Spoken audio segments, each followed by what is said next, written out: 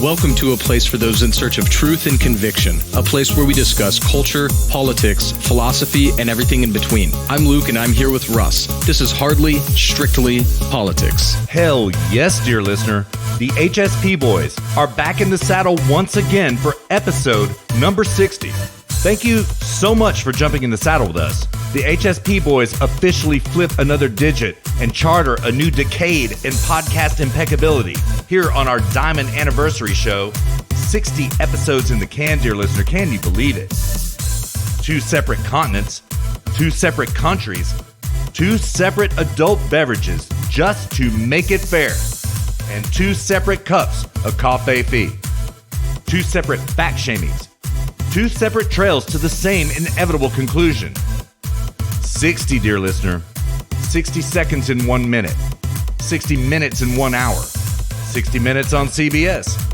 Babe Ruth set the record at 60 home runs in one season in 1927. 0 to 60 in 6 seconds. 60 hertz electrical power cycle here in the United States.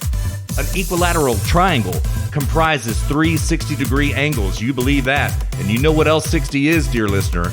60 means that we've got 60 miles to ride on this trail right here, right now, so let's not tarry. Let's saddle up and ride into episode number 60, which is in the house, presently. Find us on Facebook at Zero Gravity Med. Same thing on Twitter at Zero Gravity Med. Send us email at feedback@zero-gravity-media.com. Subscribe to us on iTunes, Stitcher, SoundCloud, Podbean, and TuneIn, all 5 under Zero Gravity Media.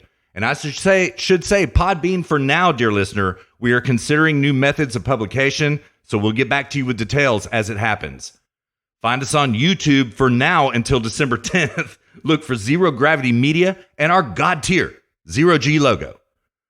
Leave us some feedback using the contact form at our website. That's zero-gravity-media.com and zero-gravity-media.com/contact. All right, dear listener.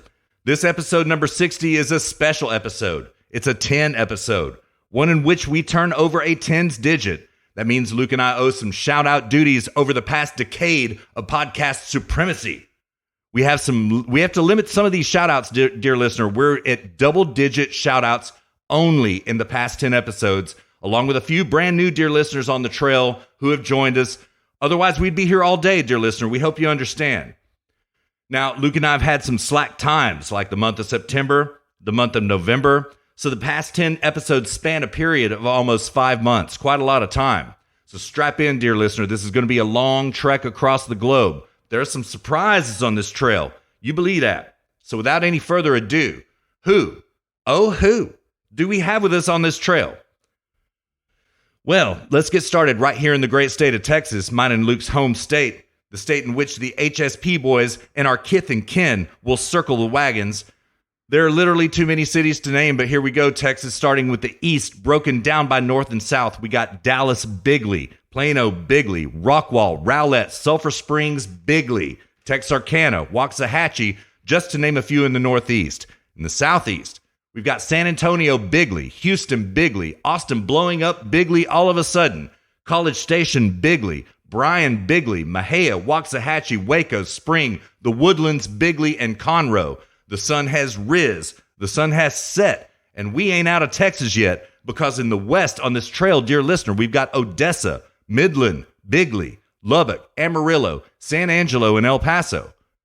Going over to our eastern neighbors, we've got Minden, Louisiana, Bigley, Shreveport, Bigley, Baton Rouge, Nolens, Bigley, Lafayette, and Lake Charles on the trail. We've got Denver, Colorado, Bigley, Colorado Springs and Fort Collins, Cary, Illinois, Bigley, Chicago, Bigley, Westmont, and Lake of the Hills. We've got North Liberty, Iowa, Des Moines, and Cedar Rapids. We've got Minneapolis and St. Paul, Bigley, Roosevelt, Utah, Sandy, and the Great Salt Lake. We've got Boise, Idaho on the trail, Seattle, Bigley, and Tacoma, Washington, Portland, Oregon, and Eugene. Man, California, mine and Luke's former state, you never cease to impress. We love y'all's great state, and we're going to help you take it back. You believe that? We got San Francisco, Bigley, home of dearest listener and the cradle of HSP. San Jose, Bigley, Mountain View, Dublin, Livermore, Walnut Creek, San Leandro, and Modesto. And that's just the Bay Area. We got Sacramento in the trail. We've got Fresno and Bakersfield in the Central Valley. Going down south, we've got Los Angeles, Bigly, Newport Beach, Bigly, Huntington Beach, San Diego, Bigly, Bellflower, Fullerton, and Santa Monica, and Malibu. What's up, boo? Working back east into Arizona, we've got Scottsdale, Bigly, home of Vicarious Dear Listener. And despite Vicarious Dear Listener's recent relocation, we've still got Mesa, Arizona, Bigly, Phoenix, Bigly, Goodyear, Bigly, and Tucson. Way to put out, Arizona. Big jump over to Tennessee. We've got Original Rider, Tazewell, Tennessee, Nashville, and Memphis. We've got Miami, Florida, Bigly, West Palm Beach. How's it going, Mr. Snurdly? Palm City. What's up, Mr. Bongino, sir? We've got Tallahassee and Tampa. Big up, Florida, the new home of our beloved president, and great again. Dear listener, Florida will decidedly flip red in 2020. You believe that? We got Atlanta, Athens, Macon, and Marietta, Georgia. We've got Raleigh, North Carolina, and Concord. Ashburn, Virginia, Bigly is always our heart. Ashburn, Virginia, thank you so much. Ashburn, Virginia is now an official trail guide, dear listener. When Luke and I can't guide the trail, Ashburn's got the trail guide on the point. You believe it? Ashburn is a for real OG of the Zero Gravity Media world. Yes, they are. Original rider. Yeah. And let's see, we got West Point, Bigly, and we've actually got Richmond. Our nation's capital, Washington, D.C., Bigly, as always. Thank you so much, D.C. The Big Apple, New York City, Bigly. What's up, New York? We're going to help you with the business. You believe that? We've also got Albany and Lancaster, New York. Connecticut. Yeah, Bloomberg's listening to get his arguing points. Exactly. Figure out where Trump's going to come from. He's getting his campaign show prep from us. That's right. Yeah. That's exactly right. Yeah, man. All right, so Luke, there's been a development. I don't know what's going on, but all of a sudden we're blowing up in Connecticut. Dear listener, together we have picked up numerous riders in Connecticut. None of them Bigly yet, but they are well on their way and they deserve massive shout outs. Here are just a few on the trail with us right here. We've got North Haven, Meriden, Middletown, Hanford, Hartford, Winsford, and Wallingford. Way to throw down Connecticut, and thank you so much. You are most welcome here. We've got Boston, Bigly. We've got Lincoln, Rhode Island. To our riders in the Great White North, Canada, we've got Golden Canada, who is really throwing down. We've got Vancouver, Banff, Toronto, Airdrie, and get this, we've even got Montreal on the trail, Luke. Can you believe it? Way to throw down. I'm shocked we got based Banff on the trail, man. Yeah, man. I know. To our neighbors to the south, we've got Mexico City, kind of Bigly. We've got Danlí, Honduras. We've got Buenos Aires, La Argentina. We've got Willemstad, Curacao, still on the trail. South America is really putting out right now, so thank you so much, South America, but we're going to jump across the pond to England. We've got Todmorden, Bigly. Tunbridge Wells, extremely Bigly. London, Bigly. Cambridge, Bigly. Manchester, Greenwich, Bethnal Green, Croydon, Newcastle, Southampton, Leeds, and up in Scotland, we've got Glasgow. Man, we Brexit now. Absolutely, man. Absolutely. Oh, and speaking of, in the soon to be departed EU in Germany, Luke, your home dirt, we've got Munich, Frankfurt, Berlin, Bruchsal, Lyman, Etterlein, Mannheim. Dear listener, we are blowing it up in Germany all of a sudden, and it makes perfect sense. Germany, this podcast is yours. My blood is right there with you in Germany. It makes perfect sense that you're on this trail with us, man. What do you got? Are you evangelizing the show there in Germany, Luke? What's going on? I got a couple people listening. Yeah. All right. Yeah. But go ahead. I want to hit up somebody in FDP, which is like the libertarian equivalent in Germany. It's the Freie Demokratik Deutschland, which is like the free democracy Germany party. Yeah. I want to hit somebody up there and see if we can get a show going, I don't want to say libertarian, but like a, pro freedom show in German. And my goal is to be able to do that show in German. Dang, that would be badass. That would be awesome. Yeah, dude. I've still got some vocabulary. I mean, I still have to brush up on my German before I can do that, but I don't want to host a show in German, but I think it'd be cool to have a show on the network that's in German for Germans, and then be able to go on it sometimes. Absolutely, man. Absolutely. That would be awesome. Yeah, it'd be fantastic. Yeah. We'll make it happen, man. We'll make it happen. Yeah. Yep. All right, so we going on the trail into the Netherlands. We've got Veenendaal and Kujik. We've got Vienna, Austria. We've got, all right, Czech Republic. I'm sorry, I'm going to butcher this name. It's Dvor Králov nad Labem. Do you know how to say that, Luke? Dvor Králov nad Labem? Sorry, Czech Republic. Sorry. Nah, dude. Czech is a difficult language to speak. Yeah. They have their own language. They speak Czech, so they have their own language, and it's a difficult language to speak. My cousin lives there.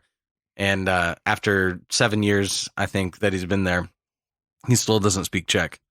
Dang, yeah. I mean, I understand. Yeah, he's a smart dude. But he was like, it's a very difficult language. Yeah, I believe it. I totally believe it. So yeah, I hear the same about Hungarian, which we have Budapest, Hungary, here on the trail with us right now. So that's fantastic. Zolokon, Switzerland. We've got Almaty, Kazakhstan. What's up, Kazakhstan? We've got Estonia. And forgive us, Estonia, we don't know much about what city you're in, so please hit us up and let us know where you're at. But you've been listening a lot. Estonia, man. Yeah, dude, Estonia. Dude, Estonia is based, man. Like they've adopted like radical free market reforms. They are on the come up, and their government is known as adopting like technology, and apparently Estonia is like a really good place to be right now. Yeah, man. I believe it. I actually saw a thread on 4chan about that a couple days ago, man. It was like one of these come home threads. It was comfy, man. It was comfy. come home to Estonia. Yeah. Again, I will never understand these damn threads until they start like showing up in tropical, warm, sunny areas. You know, it's like, come home, white man, to the Pacific Northwest.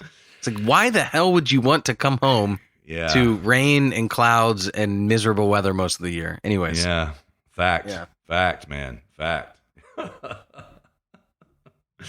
I'll come home to the beach in Florida. How about that? Come home to Florida or southern Texas or something, you know? You're right. Totally. So, but based Estonia, welcome. You're always welcome here. We've got colluding with Moscow on the trail, as always. What's up, Mr. Putin? 100% collusion right here. Yes. Call us on the stand as witnesses. Week after week. Yes. Yeah. Yes. Yeah. We are fact witnesses. Yes. I mean, dear listener, who do you think writes into our email each week? Yeah. Actually, that's our whole podcast is a ruse. It's actually a communication channel. We're just a communications channel between Moscow and Trump. That's right. So Moscow tells us what to say, we say it, and then Trump listens, and then that way there's no direct communication.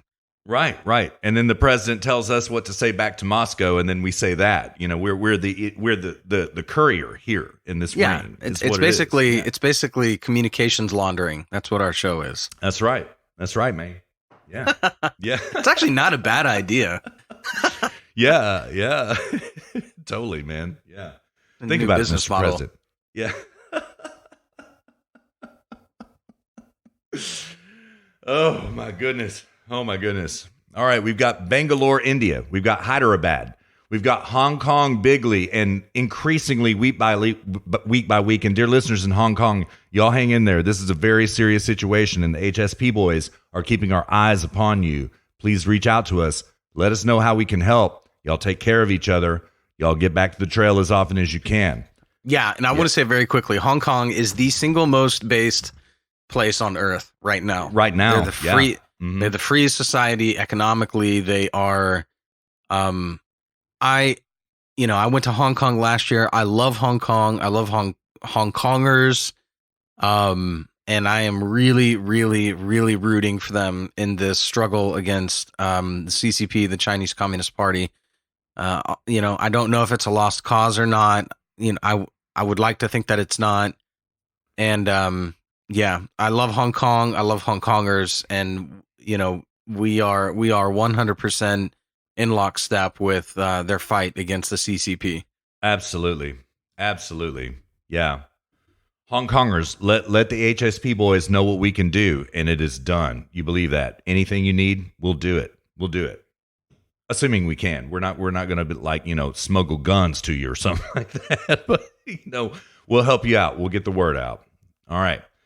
Well, good morning, Vietnam. We've got Da Nang and Ho Chi Minh City as always. Da Nang Dick is on. Man, he is Still a Da Nang Dick. Yeah, he's been on the trail for a while. Yeah, we got a new listener. Maybe we've converted him. Maybe so. Maybe so. Da Nang Dick up in there. He's shacking up with Tokyo Rose, listening to the show. Comfy Sunday mornings. Oh, yeah. And speaking of that, we've got Tokyo and Yokohama, Japan. Domo arigato, Japan. Domo arigato. Yeah.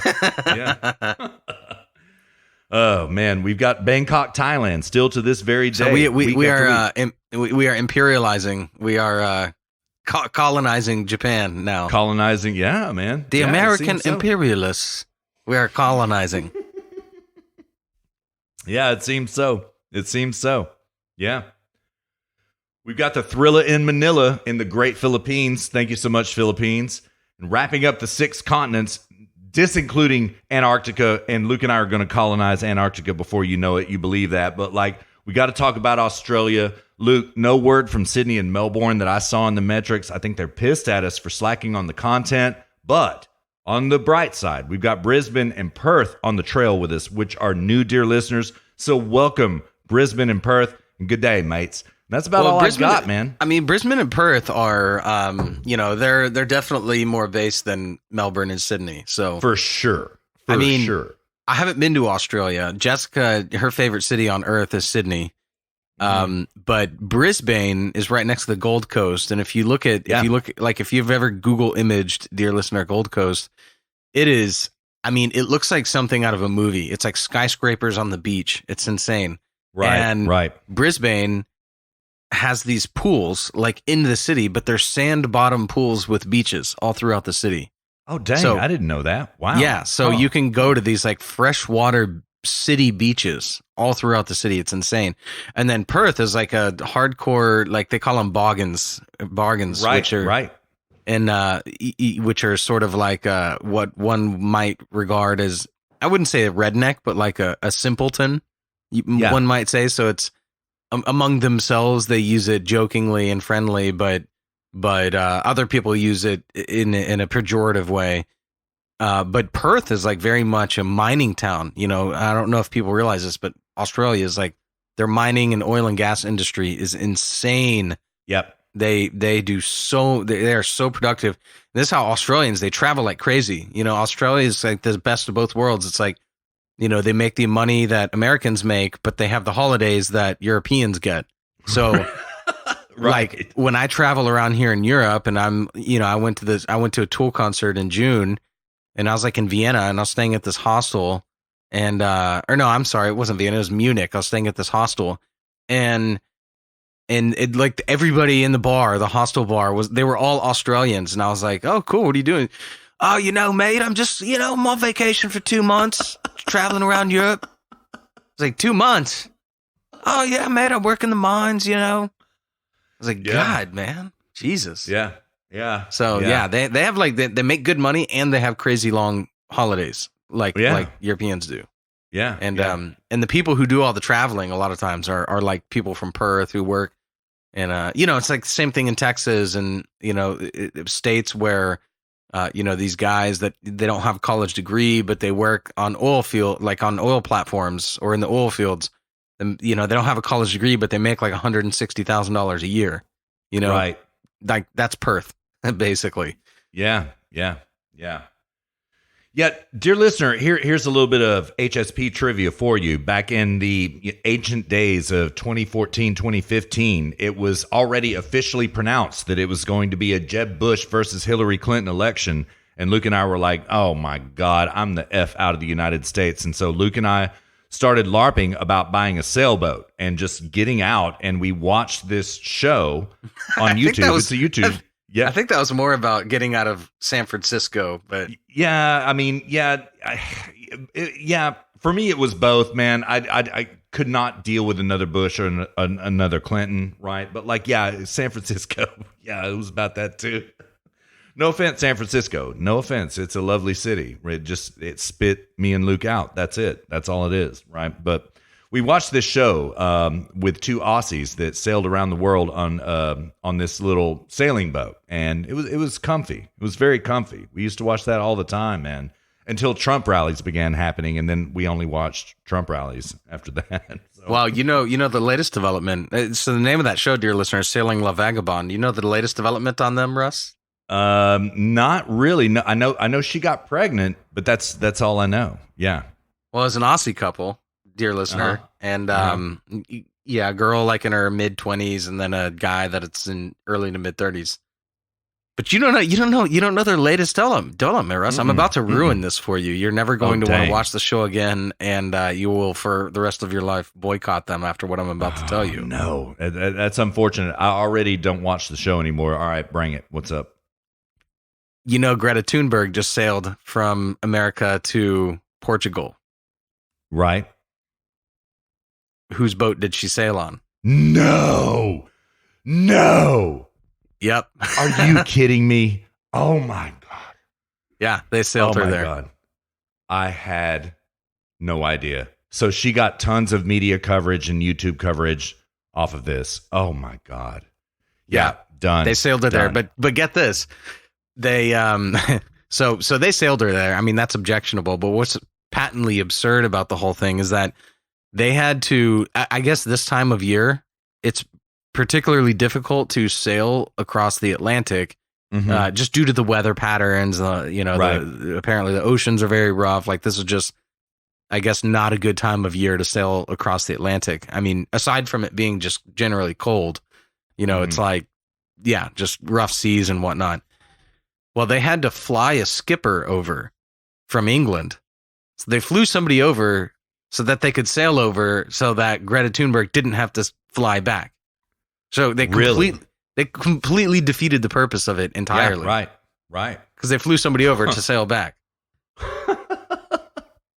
It's so absurd, dude. I know. I don't understand like how these people can do these things and not just understand the flagrant contradiction there. It's absurd, but yeah. So Sailing La Vagabond, yeah, man, they are we Greta Thunberg now. That's what they are. Well, yeah, they're cuck watch now. It's what, not cuck watch. They're cuck list. Yeah, cucked. Yeah, yeah, cucked. Yeah, I'll never watch it again. You're right. I won't. It's a bummer. Yeah, but I don't know, man. I stopped watching them once they got their catamaran, and they got their sponsorship from that catamaran company, and they got their big boat, and I don't know. It was more fun when they were in their monohull ship, and it was just kind of them, just kind of sailing around and not struggling, but I don't know. There was something more wholesome, before they blew up, and and now it's just kind of like, now I think it's people just sort of trying to disappear into someone else's world so they don't have to live their miserable lives. I think that's what it is now. Well, yeah, I agree. So, yeah. I mean, they've got it made, though. I'll give them that, for as much as they apparently hate capitalism certainly works for them. So there's that, Oh, yeah. Capitalism and fossil fuels and, right. Definitely. Yeah. Right. Yeah. But, yep. Unfortunately, they are no more. Yeah. Officially off my radar. I know I can speak for you as well. That's unfortunate, man. It is. So, but whatever. Moving on. So, yeah. Well, man. So, dear listener, we've got a really stacked show that we kind of need to weed out. All right. We should preface by this. Okay. It is 1:31 in the morning right now in Texas. It is 8:31 in the morning, Luke's time in Germany. This is the only time slot we could grab for this weekend, right? So Luke's bright-eyed and bushy-tailed. I'm fuzzy around the edges. It's been so long since we've recorded. I don't know about that, but I'm not bright-eyed and bushy-tailed. I'm like struggling, drinking my coffee over here. Yeah. But we have, like, between the two of us, like 50 topics to talk about. So we've got to be judicious, and we've only got to pick a couple. So I don't know, Luke, what do you want to do, man? What do you want to do? Well, just name the 2 topics that we discussed before the show. All right, I've got to talk about Virginia. All right, what you got on the docket? What you got to talk about? Impeachment. Yeah, okay. I've got plenty. Yeah. Yeah. And dear listener, we're going to keep a tight show this week. We're going to try to keep it at 2 hours. Our technical difficulties seem to arise when we exceed the 2-hour mark in our recordings.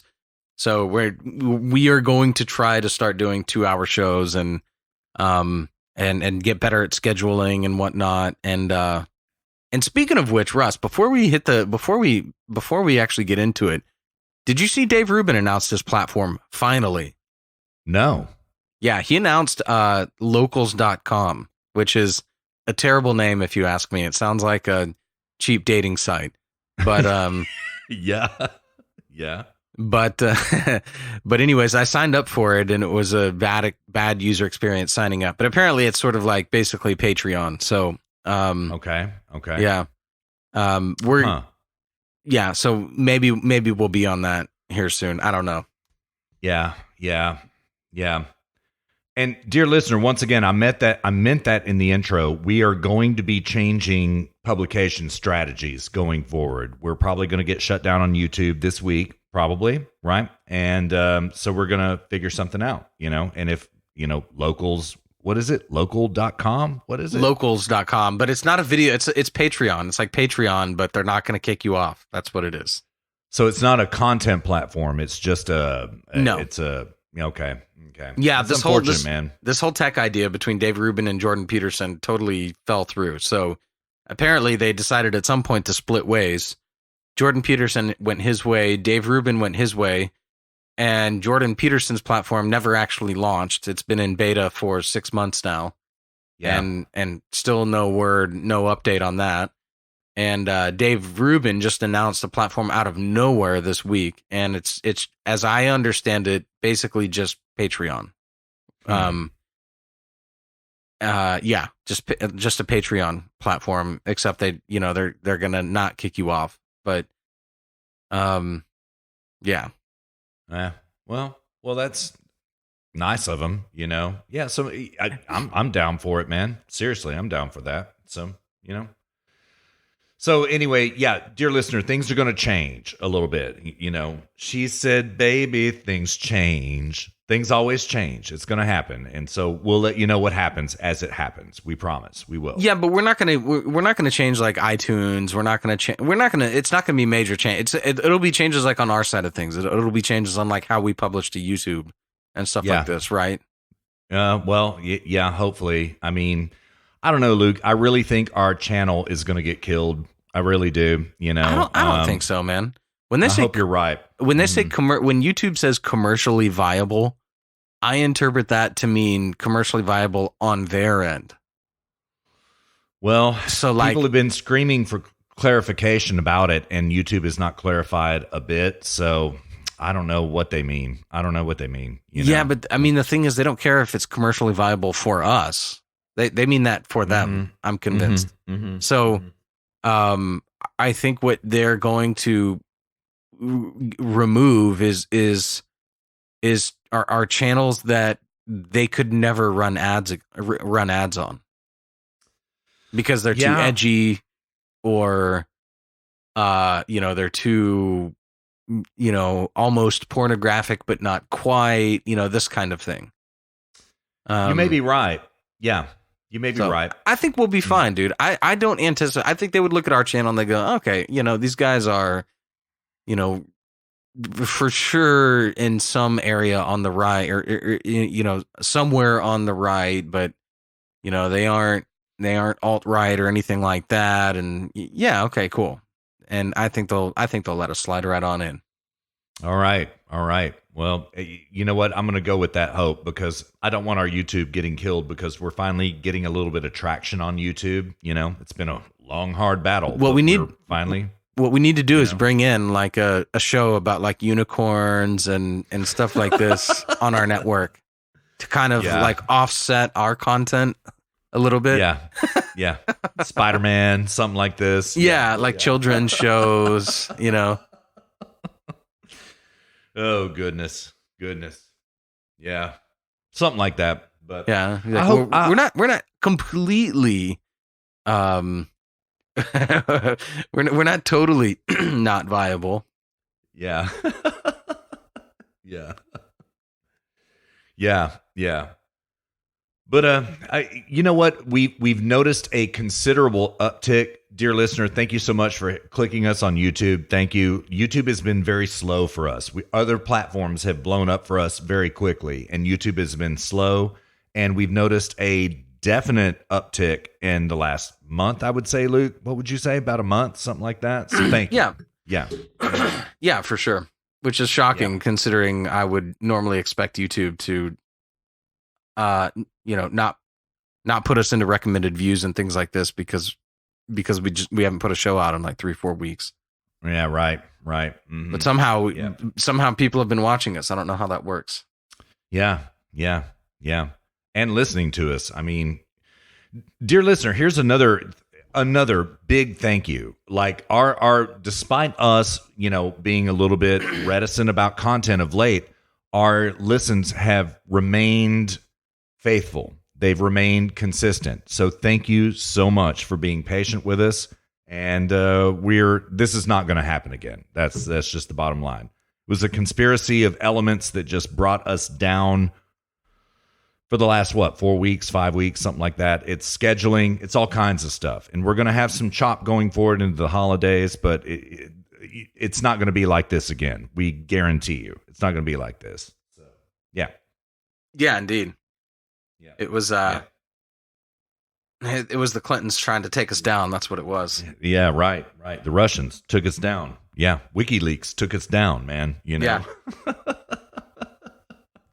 I mean, I was trying to hang myself, but I just, I was able to fight back the urge. Yeah. Excuse me, dear listener. Yep.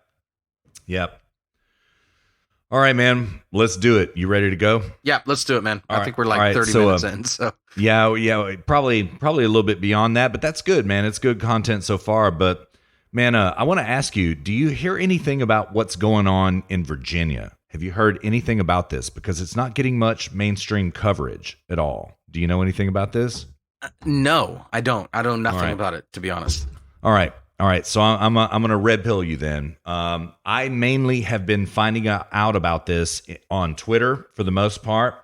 And there is a very serious situation going on right here, right now, dear listener. It is a potential Category 9 happening, and it is blown up in the last 2 days. So here it goes, Luke. It's like this. All right. So Virginia flipped decidedly blue on the November 8th election, right? Decidedly. Virginia is entirely blue now. Okay. Well, what they did this past week is, before these Democrats are even sworn into office yet, they began drafting legislation that was gun control legislation. I've got a piece here from, it's the Virginian Pilot. I'm going to take it from the lead. It goes thus. In the days following the election, a pro-gun rights group compared Virginia Democrats' impending passage of gun control measures to the Japanese bombing of Pearl Harbor in 1941. Quote, "I fear that all we have done is to awaken a sleeping giant and fill him with a terrible resolve." Philip Van Cleve, the president of the Virginia Citizens Defense League, wrote in an email to members, quoting a Japanese admiral, Isoroku Yamamoto. Okay? That's exactly what shoving gun control down our throats will do too. Okay? So what has happened is that they're proposing a bunch of gun control legislation, Luke, and this came out like on Wednesday. Here are some of the things they want to do. It's from the same piece. Require background checks on all gun sales and transactions. Ban dangerous weapons and accessories, whatever that means. Limit handgun sales to 1 per month. Require lost or stolen firearms to be reported to police within 24 hours under punishment of arrest if not done so. Allow extreme risk protection orders, which means red flag laws. Bar people under final protective orders from having guns. Make it illegal to recklessly leave loaded unsecured firearms around children under 18. Let local authorities regulate whether guns are allowed in government buildings. And it goes on. They want to raise the gun age to the age to buy a gun to the age of 21. They're going to confiscate all AR. This isn't in this piece right now, but this is what I know, and I don't have a citation for it right now, but it's true. Don't believe me. Look it up yourself. They're going to go door by door and confiscate every AR-15. Okay. Well, Governor Ralph Northam announced this on Wednesday or Thursday of this past week. So Friday, 2 days ago, right, there was an uproar in county by county in Virginia. And there were massive town halls in county courthouses where they were discussing how they were going to deal with this. And what happened on Friday night is that 22 of 27 counties in Virginia declared themselves gun sanctuary cities or counties or whatever, okay? They are gun sanctuaries, and they're not playing around, okay? Well, Luke, yesterday, on Saturday, the AG came out and said, oh, yes, you will comply, or you're going to be arrested, or you're going to be shot, is what he said. Well, what has happened in the aftermath of that is that the irony hundreds, of that. Yeah, right. Hundreds of militias have formed in Virginia. Hundreds and hundreds of militias, okay? And I've got one here about Tazewell County right now. In response to the wave of proposed anti-gun legislation in Virginia, many of its cities and counties have declared themselves Second Amendment sanctuaries. One county in particular took it a step further at their December 3rd County Board of Supervisors regular meeting. In addition to passing their Second Amendment sanctuary resolution, the county also passed a militia resolution. This resolution formalizes the creation and maintenance of a de facto civilian militia in the county of Tazewell.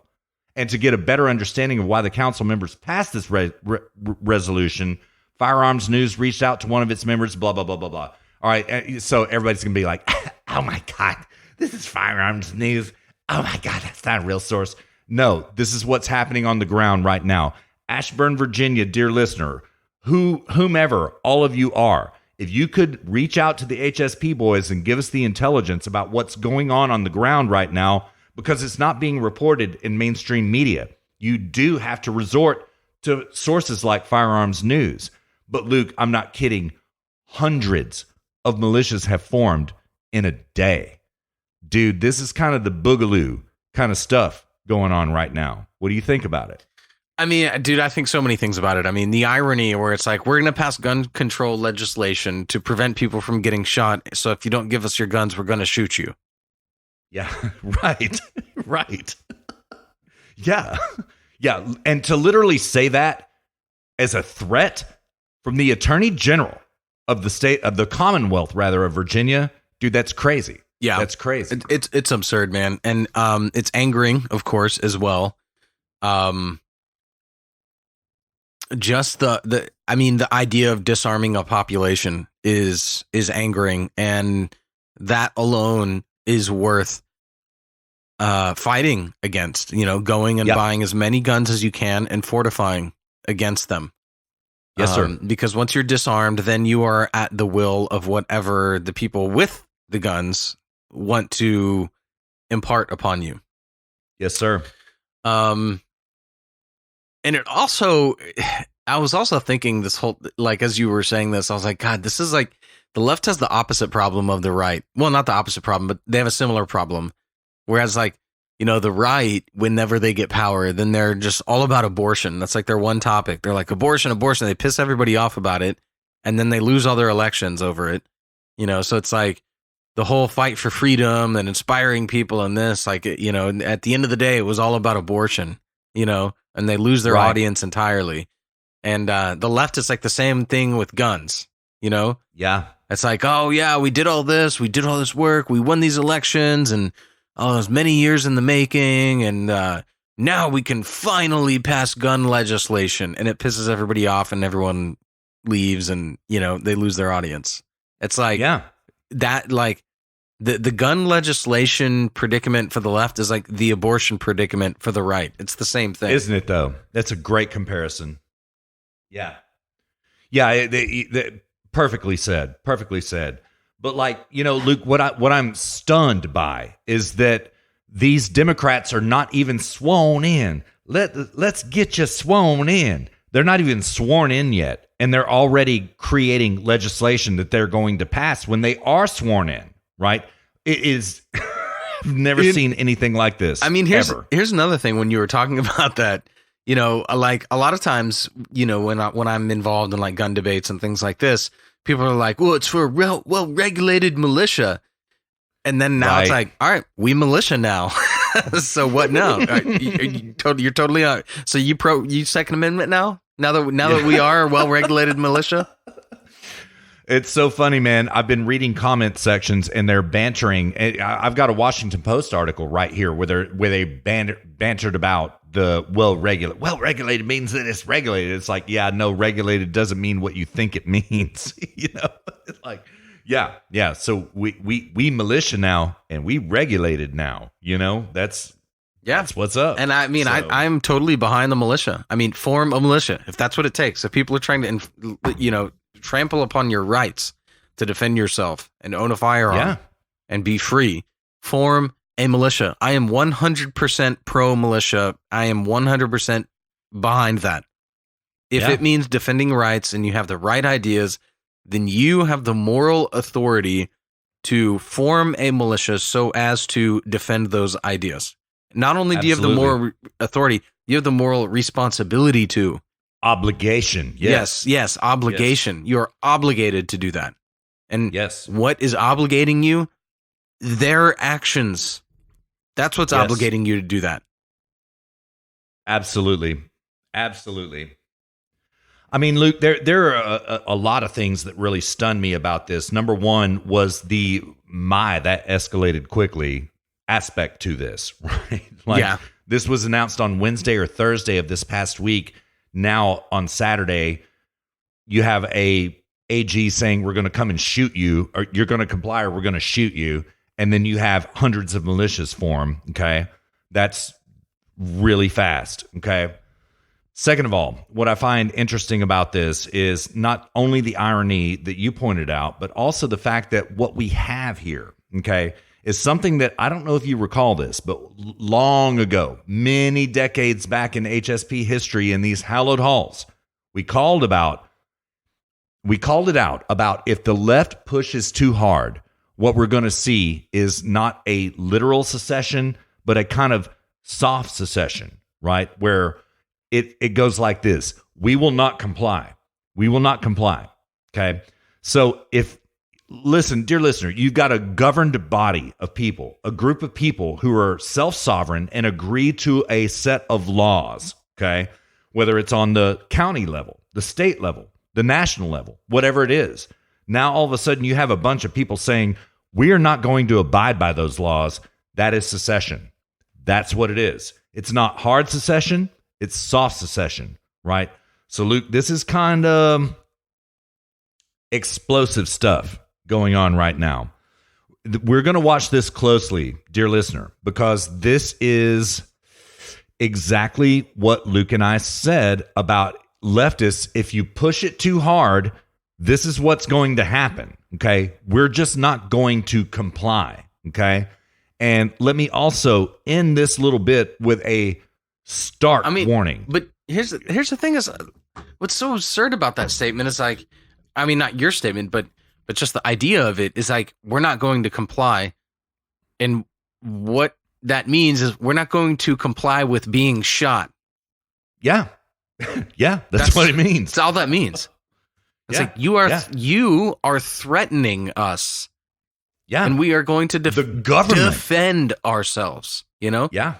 But yeah, it's sort of the government, but it's, this is these idiot libertarians would get caught up in this. They'd be like, oh, it's the government. No, it's not the government. It's people. It's people who hold certain ideas. That's what's threatening you. It's not the government. They're using the government as an apparatus through which to enforce their ideas, right? So that's their enforcement mechanism. But the true enemy here, the true evil, the thing that you're really against is a certain population who hold certain ideas. That is the problem. That's the cancer. It's not the government. That's the apparatus. It's been taken over and it's being used against you.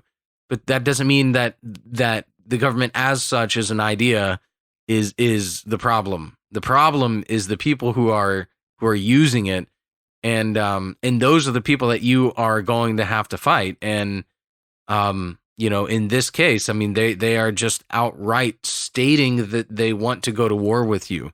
So you had better damned well arm up, form militias, and be ready to defend yourself in the event that someone comes knocking on your door, asking to take your belongings and disarm you and make it impossible for you to defend yourself. You had better damned well be ready to do what you need to do in order to defend yourself. Yep. And I would. I mean, hell, just talking about this makes me want to go there. And right. Right. And this is the thing is like, if something like this really did go, everyone's like, what are a few people in this town going to do? And, what's this one state going to do? I mean, this like people would drive from all over to fight that fight because they know it's coming to their doorstep next, Oh yeah. People would go to, if this came down to something like that, you had better damn well be sure that people from Texas and Arizona, rural California, New Mexico, Colorado, Alabama, Mississippi, Georgia, Florida, Tennessee, Kentucky, West Virginia. They are all going to be packing up their campers and they're going to be headed to Virginia if something like this were actually going to go down.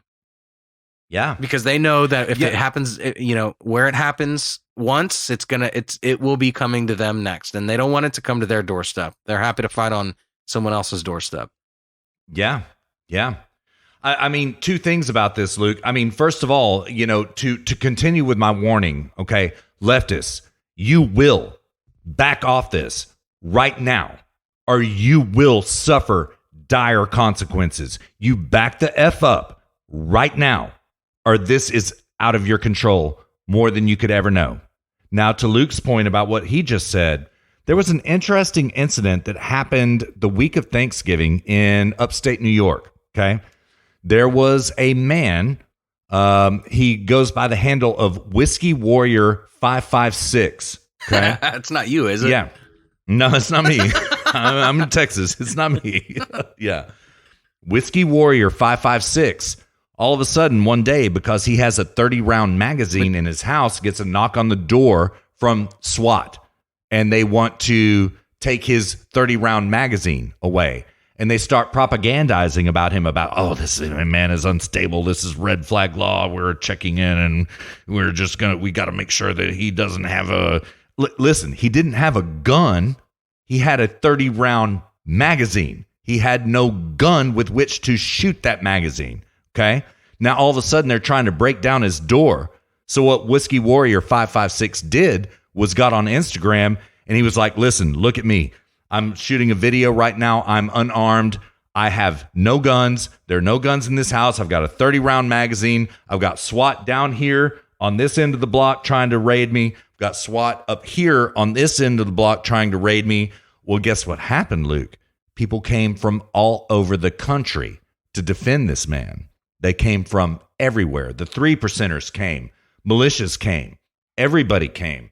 And so your point is exactly demonstrably provable. It has happened 2 weeks ago, 3 weeks ago. It has already happened where people are ready to go. They are ready to mobilize. So again, let me double down on this leftist.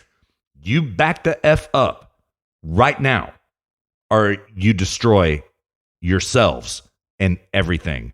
And this is very serious. That's how you've gone too far now. You've gone too far. And if you don't believe it from Whiskey Warrior 556, if you don't believe it from Virginia, try it in Texas. I dare you. I double dare you. Try it in Texas. Man, you wish you came up with that handle. Mm-hmm. Factually, I do. Yeah, I do. Hey, man, you could be Whiskey Warrior 762. Yeah, sure, man. Sure, why not? Yeah. Yeah, I might do it. It's probably already claimed. You know what I mean? It's probably already claimed, but, do it anyway. Yeah. Yeah. So, yeah. So, like, I mean, Luke, you're 100% correct. People, like, I always knew it would be the Second Amendment that really brought it to a head. I always knew it would be. I didn't know that it would happen that quickly as it has in Virginia and with Whiskey Warrior 556. I had no idea it would be that quick, Yeah, there. I've heard pundits and people talk about, like, at what point is it time for an armed revolution? And I've heard it said that the First Amendment is the time for an armed revolution, and the reason is that that in the absence of ideas, the only thing left is force, right? So, speech is the means by which men deal with one another, people deal with one another. And if you don't have that, then it's men is the means by which men deal with each other, Yeah. And, which is to say battle, force, things like this. But if you've already let the Second Amendment go, then what the hell are you going to fight with? Exactly. Exactly.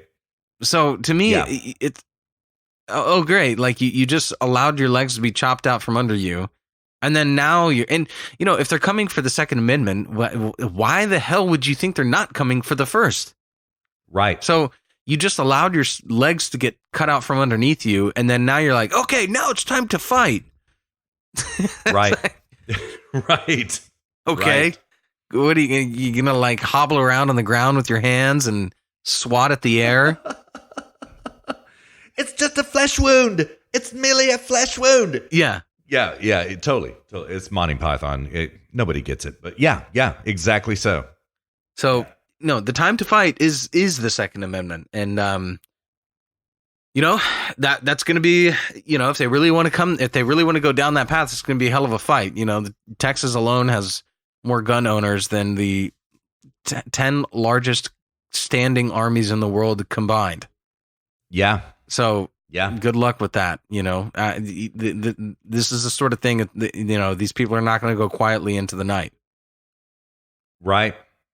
Well, one white pilling thing about all of this is that rural Democrats in Virginia seem to be agreeing with Republicans about this. They're like, oh, hell no, you're not coming to take my guns. So there are some Democrats who own guns, but, just some, off the top of my head statistics, there are now 440 million guns in the United States. Okay. That comes out to an average of about 1.2 per person. Okay. But that doesn't really translate correctly because it really truly is people of right-wing liberty mindset that own the guns. The left don't own them. The right owns them. Okay.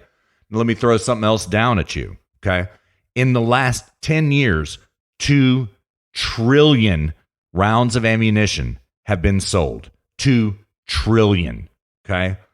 That means that this is the largest standing army, as Luke just said, in the entire world.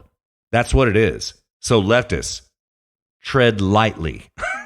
Tread very lightly. Man, You've been warned. This is what we need. Don't tread at all. That's what we need to say. Don't tread at all. Yeah, exactly. Because this is NRA. Yeah. This is why I like the NRA. The NRA is like a bastion of hope in an otherwise poisoned well of political action committees. I mean, NRA is like, no, don't tread lightly. Don't tread at all. Yeah. And that's why I like the NRA. So keep pushing and go on the offense. It's not enough to just say, don't take my guns. You have to say, don't take my guns. And if you try, I'll shoot you. And I'm going to push to make sure you're not going to do it again in the future. Right. And, to your point about like rural Democrats not being on board with this is just a perfect example of the fracture on the left and the disconnect between rural Democrats and urban Democrats is that urban Democrats they cannot understand why somebody might have a gun, right? So, I've lived in Colorado before, and it would be quite often that you would be driving down the road, in rural Colorado, and there'd be two old ladies walking, on their morning walk with giant pistols on their sides. Yeah. And why do they have those? To protect themselves in case a large cat or a bear attacks them. That's why. It's legitimately to protect themselves on their morning walk. And they might be Democrats, but the difference is that they actually need those firearms. They have a reason to own them. They understand the reason. And somebody living in downtown Denver is totally unaware of that, of the fact that you might need it for that reason. They don't even know. Right. It's so outside their little universe, their little realm of thought, that they're like, "What? Why do you need that? Why do you have to ask? I need it for my reasons. I don't have to explain myself to you." And this is with these rural Democrats. This is what turns them on their own party. Now, again, they'll say, okay, you know what? Maybe I will vote right. And then the right's coming out on other nonsensical things. And then they're like, okay, no, never mind. I'm going back to Democrats because I don't think they're actually going to take my guns away. They're just, a bunch of hot air, so, but yeah, I mean, this is just but another example of the fracture of the left and the arrogance, the smugness of urban liberals who not only do they not understand that other people might live different lives, they don't even want to hear about it. They're not even interested in understanding. They don't even want to ask the questions. They just think, oh, well, I live in downtown San Francisco, and I need certain things and I'm interested in certain things. Therefore, everybody must be like me. Well, no, some people live way out the hell out in the middle of nowhere, and they have something called Mother Nature to deal with. And unlike you, who walks around on a peninsula covered in concrete, and, Mother Nature is brought to you on a plate. Yeah. Yeah. Yeah. Just so it really is about that. The Democrats don't. It's that point we always argue, Luke. Okay, Donald Trump came along, burned down the Republican Party, burned down the conservatives, right? Then the Republican Party got the message and as quickly as possible formed behind him. There's still cucks here and there, right? But they did what they had to do because they saw exception, not the rule anymore. It's great, right? It's so exactly, good, dude. Exactly. Yeah. Oh my God. It is. Trump, dude, I've really been taking Trump a little more seriously lately and reading about the stuff he's been doing. Trump has done so much good for the Republican Party. Oh yeah. I mean, there was a guy, I can't remember his name. He was on Rubin this past week, and he is an author, and I think he's a fellow at the Heritage Foundation. I think he was nominated for chairman of the Fed. And he was like, I didn't like Trump, the idea of it during the primaries. And he was like, in my first meeting, I went in there thinking he was a blowhard and arrogant.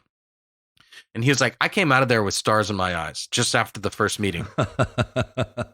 And he was like, and Trump he's done so much more than we could have ever hoped. He's like, I think somebody pledged maybe it was Trump himself pledged for every new regulation. And Ross and dear listener as well, y'all probably know that I am anti-regulation in principle, all regulations of any kind. You're either breaking the law or you're not. Okay. We don't need regulations. And, And it was Trump or somebody else had pledged that for every new regulation passed, that 7 would be repealed. It was Trump. Yeah. Yeah. Well, this guy was like, he's like, that's a joke. Trump, for every new regulation passed, Trump has repealed 20. Right. Right. And then Dave Rubin was like, really? And he's like, yeah. And he's like, well, in what industries? He's like, mostly the most important industry, energy. He's like, because energy industry feeds all the other industries, Yeah. Okay. If the financial industry is the circulatory system, right? That, it expands and contracts currencies to different parts of so like when you get cold, your circulatory system will start shutting off blood supply to your fingers and your toes, and will contract and it will expand based upon your physiological environment or physiological needs, which is itself based upon your environment and so forth. So if like the financial industry is the circulatory system that controls it, then the energy industry is the blood itself. Right.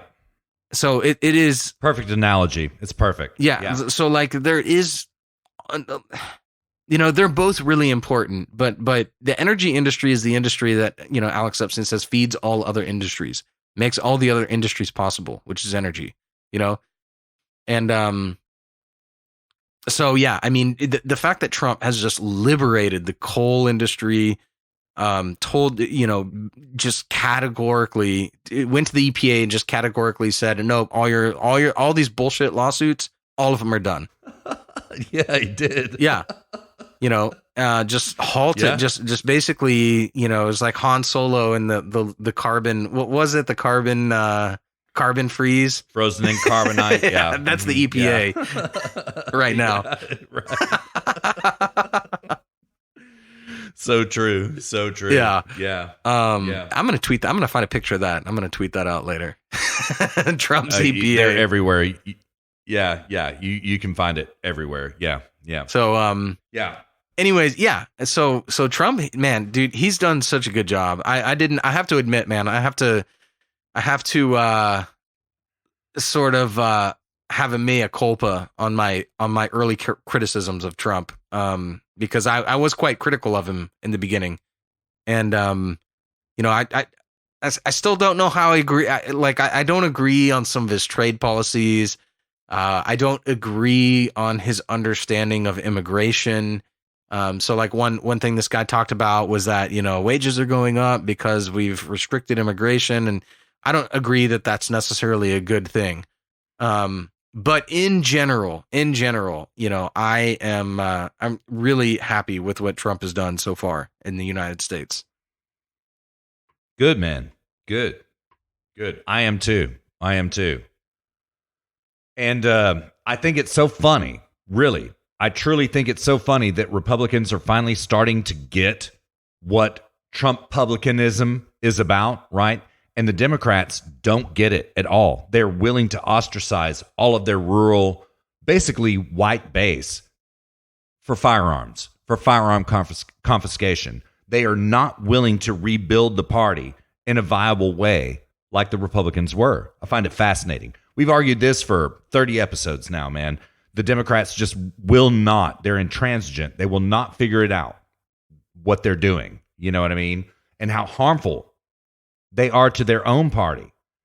Whereas Donald Trump, dude, he's not the typical Republican at all. He never has been, right? But then he does these extremely Republican things that no Republican has ever done, like ending all these regulations, like getting all of these federal judges approved and stuff like that, right? So that, and building up the Republican Party in a way, in this grassroots way that we've talked about with rallies and stuff like that. Yeah, dude, he's done such a good job. He's done so good. Yeah. So yeah, I couldn't agree more, man. Yeah, and I think it's a landslide in 2020. I mean, I don't, knocked on wood, I don't want to get overconfident or anything like that, but dude, that he can't be beaten by anybody we see in the field right now. And now I do think Michelle Obama is coming. Michelle or Hillary. One of the two is man. Mm-hmm. The Hill Dog has been making some waves lately.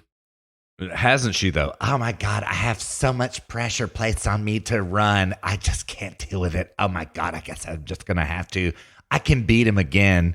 Oh my God. Woman, you have no idea. You have no idea. But like, also pardon, Michelle Obama, I think is also a threat, so. Yeah. I don't know, man. They just bought that house in Martha's Vineyard. I don't know how they could come back at this point and be like, yeah, yeah, they have these media contracts and that house in Martha's Vineyard. It's a $15 million house, dear listener. Are you going to give that up to go live in the White House? Probably not, even though Obama has not moved out of D.C. yet, even though they own this house there. He's still in D.C. So I'm with you. I wouldn't do it. I wouldn't get back into political life if I had it set up like that on Martha's Vineyard. You know what I mean? Right there on the beach where that house is going to be flooded by swelling seas because of global warming in 12 years. You know what I mean? Yeah, So, it's going to be 12 years from now, it's going to be Martha's Bay. Yeah, right. Right. Right. So, yeah, I think that is the contraindication of all of it. It doesn't make sense for them in their lives to do that right now, but I don't know, man.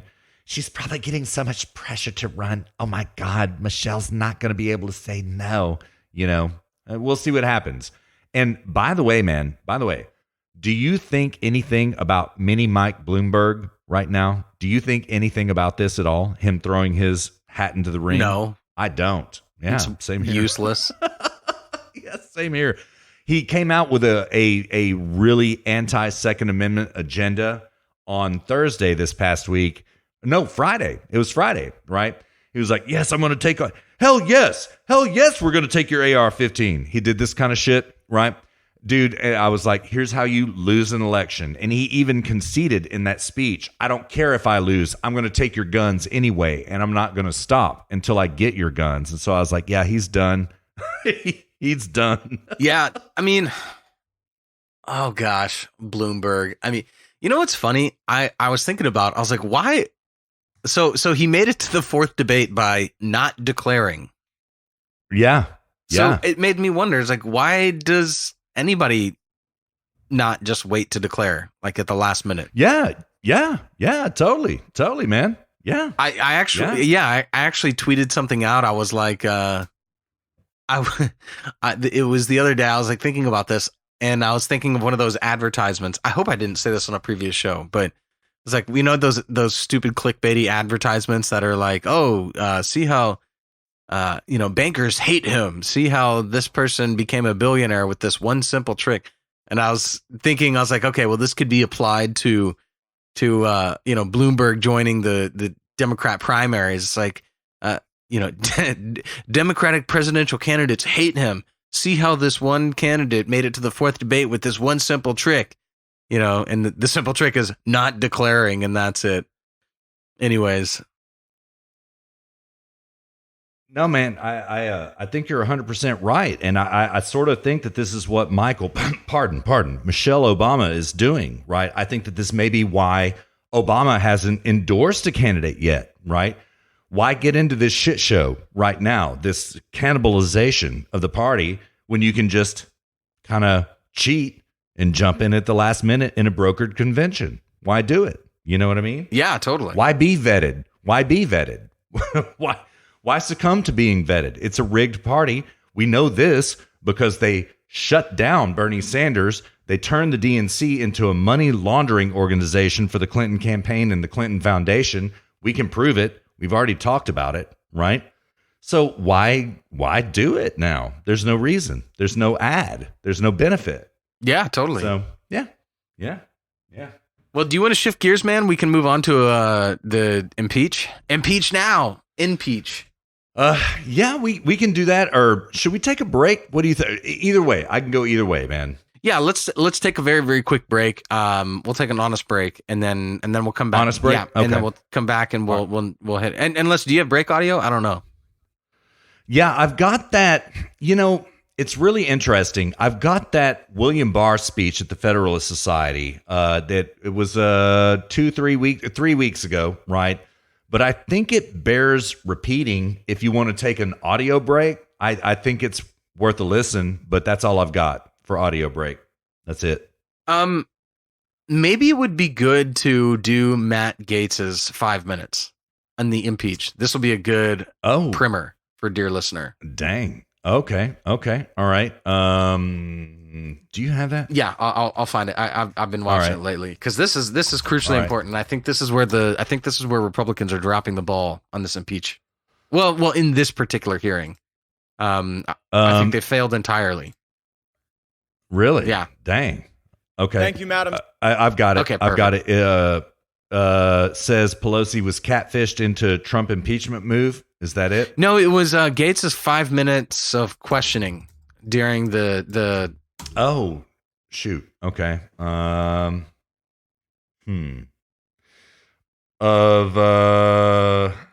I'm looking for it. that woman, Yeah. that legal. Yeah. Okay. Well, I've got it. Yeah. Perfect.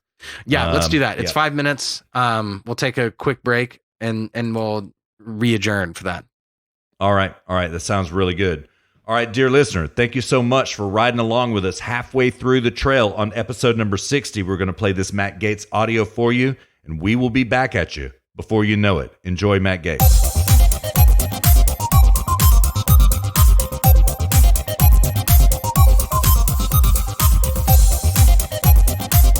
American people also elected Donald Trump to be the president of the United States in the 2016 election, and there's one party that can't seem to get over it. Now, we understand the fact that in 2018, you took the House of Representatives, and we haven't spent our time during your tenure in power trying to remove the Speaker of the House, trying to delegitimize your ability to govern. Frankly, we'd love to govern with you. We'd love to pass USMCA. We'd love to put out a helping hand to our seniors and lower prescription drug prices. It's the will of the people you ignore when you continue down this terrible road of impeachment. Professor Gerhardt, you gave money to Barack Obama, right? My family did, yes. 4 times? That sounds about right. Yes. Mr. Chairman, I have a series of unanimous consent requests relating to Professor Feldman's work. The first, Noah Feldman, Trump's wiretap tweets raise risk of impeachment. The gentleman will suspend. My time. We'll take that time off. Has the gentleman submitted? Have we seen those that material? We can provide it to you, as is And typical for unanimous. we'll consider the unanimous consent request later after we review Very the well. material. Very well. Thank you. The gentleman may continue. Thank you, Mr. Chairman. Mr. Feldman wrote articles entitled, "Trump's Wiretap Tweets Raise Risk of Impeachment." He then wrote, "Mar-a-Lago ad belongs in impeachment file." And then Mr. Jake Flanagan wrote in Quartz, a Harvard law professor thinks Trump could be impeached over fake news accusations. My question, Professor Feldman, is since you seem to believe that the basis for impeachment is even broader than the basis that my Democrat colleagues have laid forward, do you believe you're outside of the political mainstream on the question of impeachment? I believe that impeachment is warranted whenever the president abuses his power for personal benefit or to corrupt the democratic process. Did you write an article entitled, "It's Hard to Take Impeachment Seriously Now"? Yes, I did write that And article. in that article, Back did you May write, of hold on, I'm limited on time, sir. 2019, I wrote Did you that write, article. since You the like let me answer the 2018 question, midterm sir? election, House Democrats have made it painfully clear that discussing impeachment is primarily or even exclusively a tool to weaken President Trump's chances in 2020. Did you write those words? Until this call on July 25th, I was an impeachment skeptic. The Very call well. changed my mind, sir, and for Thank good you. I reason. appreciate your testimony. Professor Carlin, you gave $2,000, or you gave $1,000 to Elizabeth Warren, right? I believe so. You gave $1,200 bucks to Barack Obama, I have no reason to question that. and you gave $2,000 to Hillary Clinton. That's correct. Why so much more for Hillary than the other two? Because I've been giving a lot of money to charity recently because of all of the poor people in the United States. Well, those aren't the only folks you've been given to. Now, have you ever been on a podcast called Versus Trump? I think I was on a live panel that the people who ran the podcast called Versus Trump. On that, do you remember saying the following? Liberals tend to cluster more. Conservatives, especially very conservative people, tend to spread out more, perhaps because they don't even want to be around themselves. Did you say that? Yes, I did.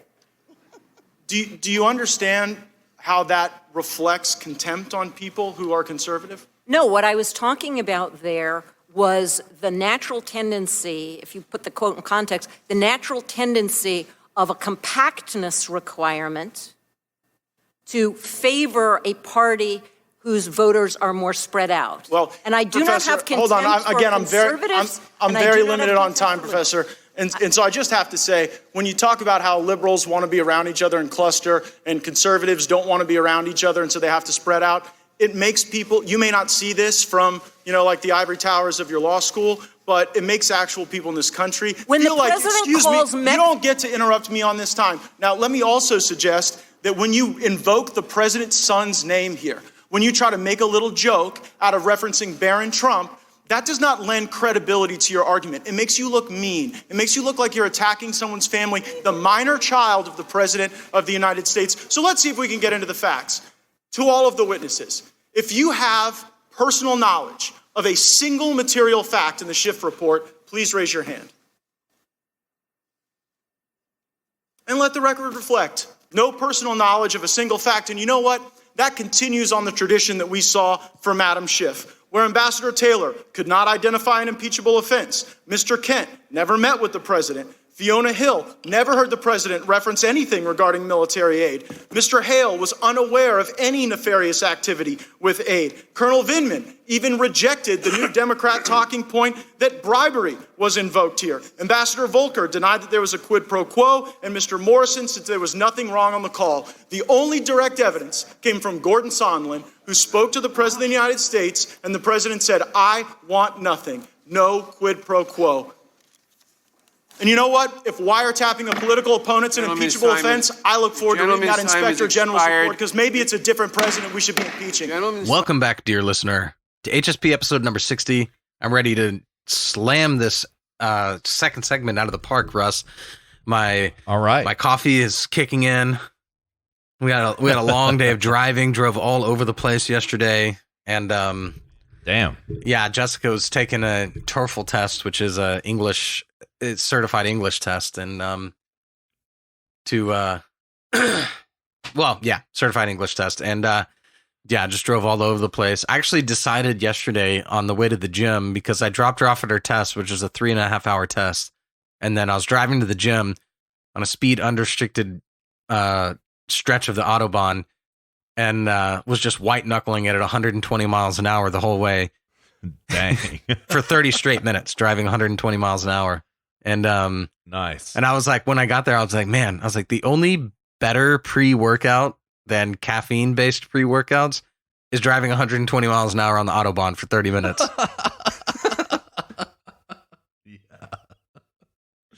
Yeah, man. Which is awesome. Dude, and I have a whole nother level of respect for auto racing and like NASCAR drivers and Formula One. I mean, when you drive, I mean, it's one thing to drive fast, right? But it's another thing to sustain that for even 20 minutes or 30 minutes. The amount of mental focus and awareness that is required when you're driving that fast, and you have that much sensory data that your brain is processing so quickly for so long, it is insane how much focus that requires. And for sure.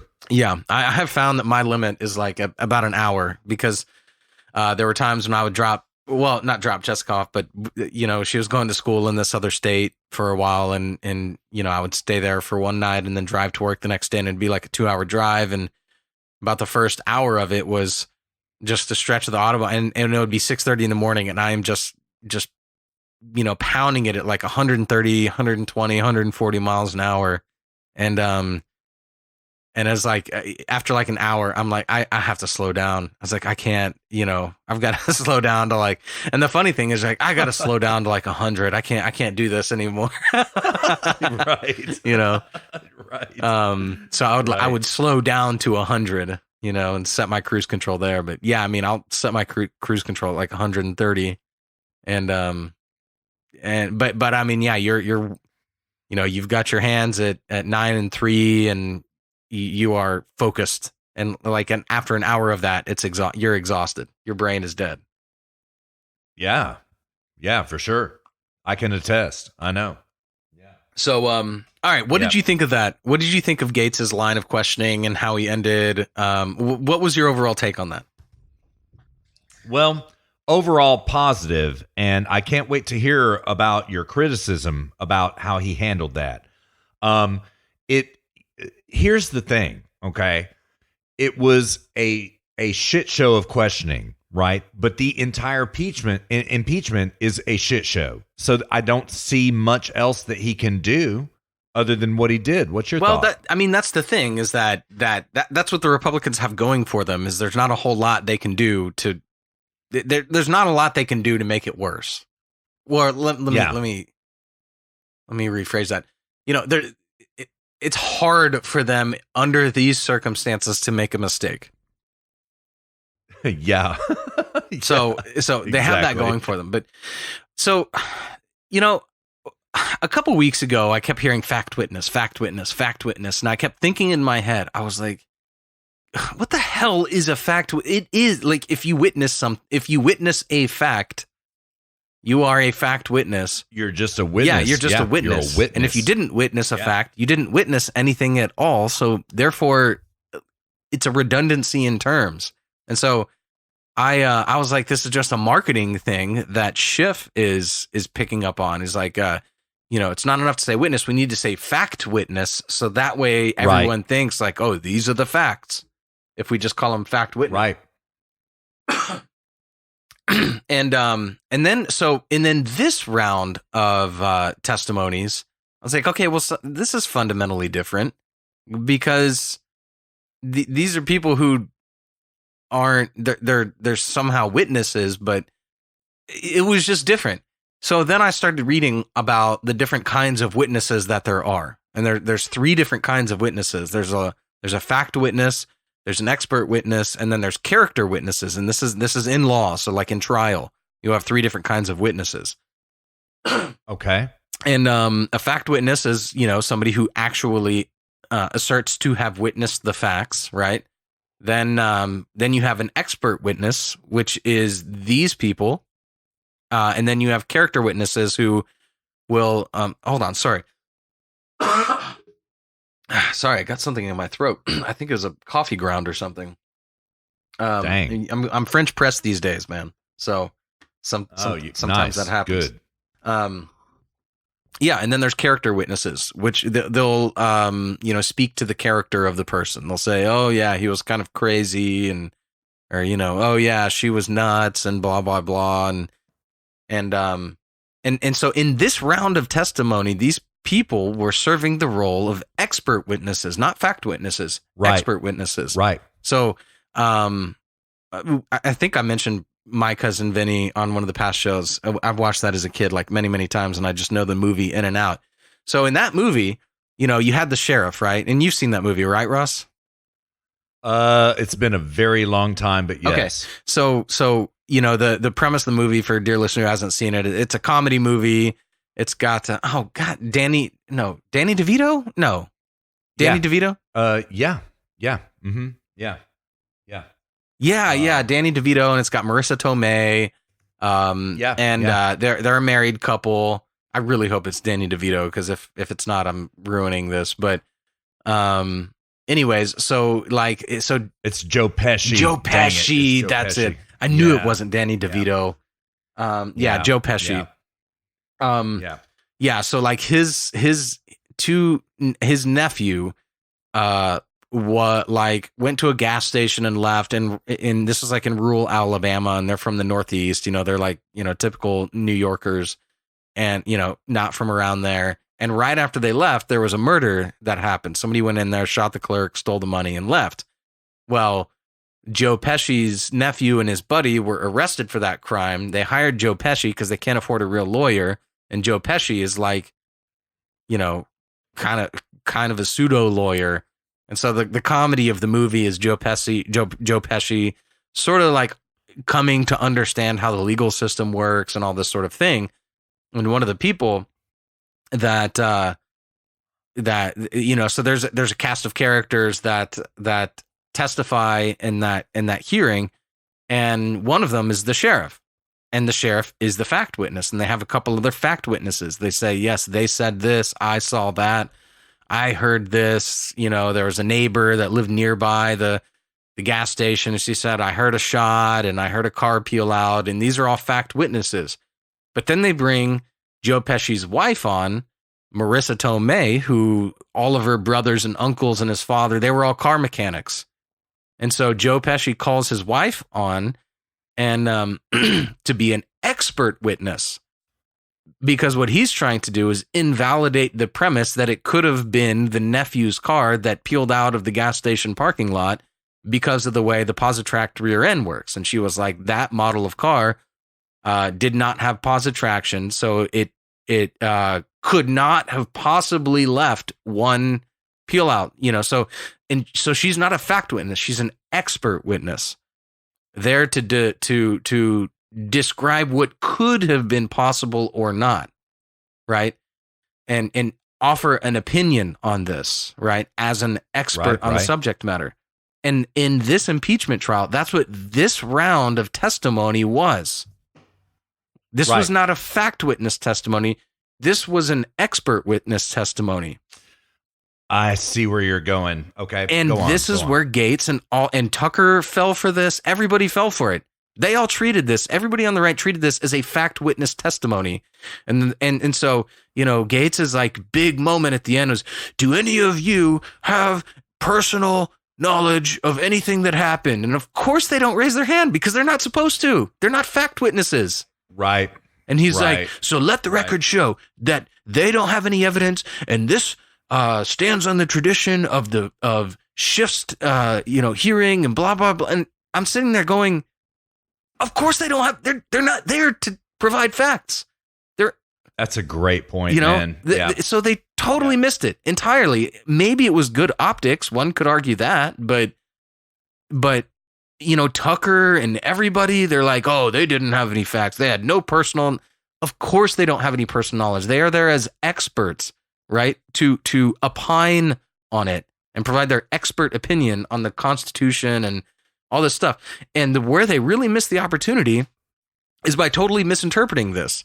Because what they should have done is what a normal litigator would do in an actual case, which is invalidate the voir dire, right? Invalidate the expert's opinion as being biased, as being judgmental, as being non-objective. This is what actual lawyers do in a real court case, is they try to invalidate the expert witness and invalidate their opinion and just get it thrown out entirely. And if nothing else, sway the jury's opinion so that they don't take it seriously either. Right? So even if even if that expert's testimony is accepted in a hearing, at least the jury won't take it so seriously. And they do that by invalidating them, by showing their bias, by showing their non-objectivity. And at every moment in this testimony with that, bitchy, smug lady, Matt Gaetz had so many opportunities to just let her colors shine. And he shut him down when he was like, you don't get to interrupt me right now. When he said that, he should have let her go on. And then say, okay, cool. So you were pro-impeachment. So am I correct to understand you were pro-impeachment before any of this got underway? Right. Yeah, I agree entirely. He should have let their colors shine. He should have shown their bias, revealed it for what it was, but instead he treated them like fact witnesses, which is totally inappropriate to the situation.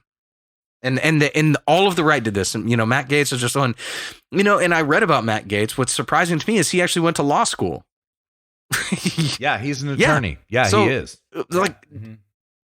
What happened here? Did he forget this part? Did he skip class that day? Like the fact witness and expert witness class, what happened? How did this happen? Yeah. They missed a huge opportunity here. They treated the situation totally inappropriately. Man, that is such a God tier point. You're absolutely correct. I think that what they are hitching their wagons to is that there are no facts here. And I think that also what they are trying to really get to is that Adam Schiff himself is a fact witness, right? I think that they're trying to meme this term fact witness into reality. This is not a defense for that missed opportunity. I think that's the strategy they're going for, and I think you may be right. It's incorrect in this particular case. Absolutely incorrect. What's interesting is that, I started comparing this to my understanding of the history of philosophy, and I realize now that there's been like two big camps in philosophy: the empiricists and the rationalists, and that ties directly to fact witness and expert witness. the empiricists believe everything's sensory data. Thinking in and of itself is flawed. Everyone has a bias. Everyone has opinion. Therefore, you can only rely on sensory data. And that's the concept of fact witness. And then you've got rationalism, which is, no, your senses are flawed. Everything's about thinking and everything's about rationalization.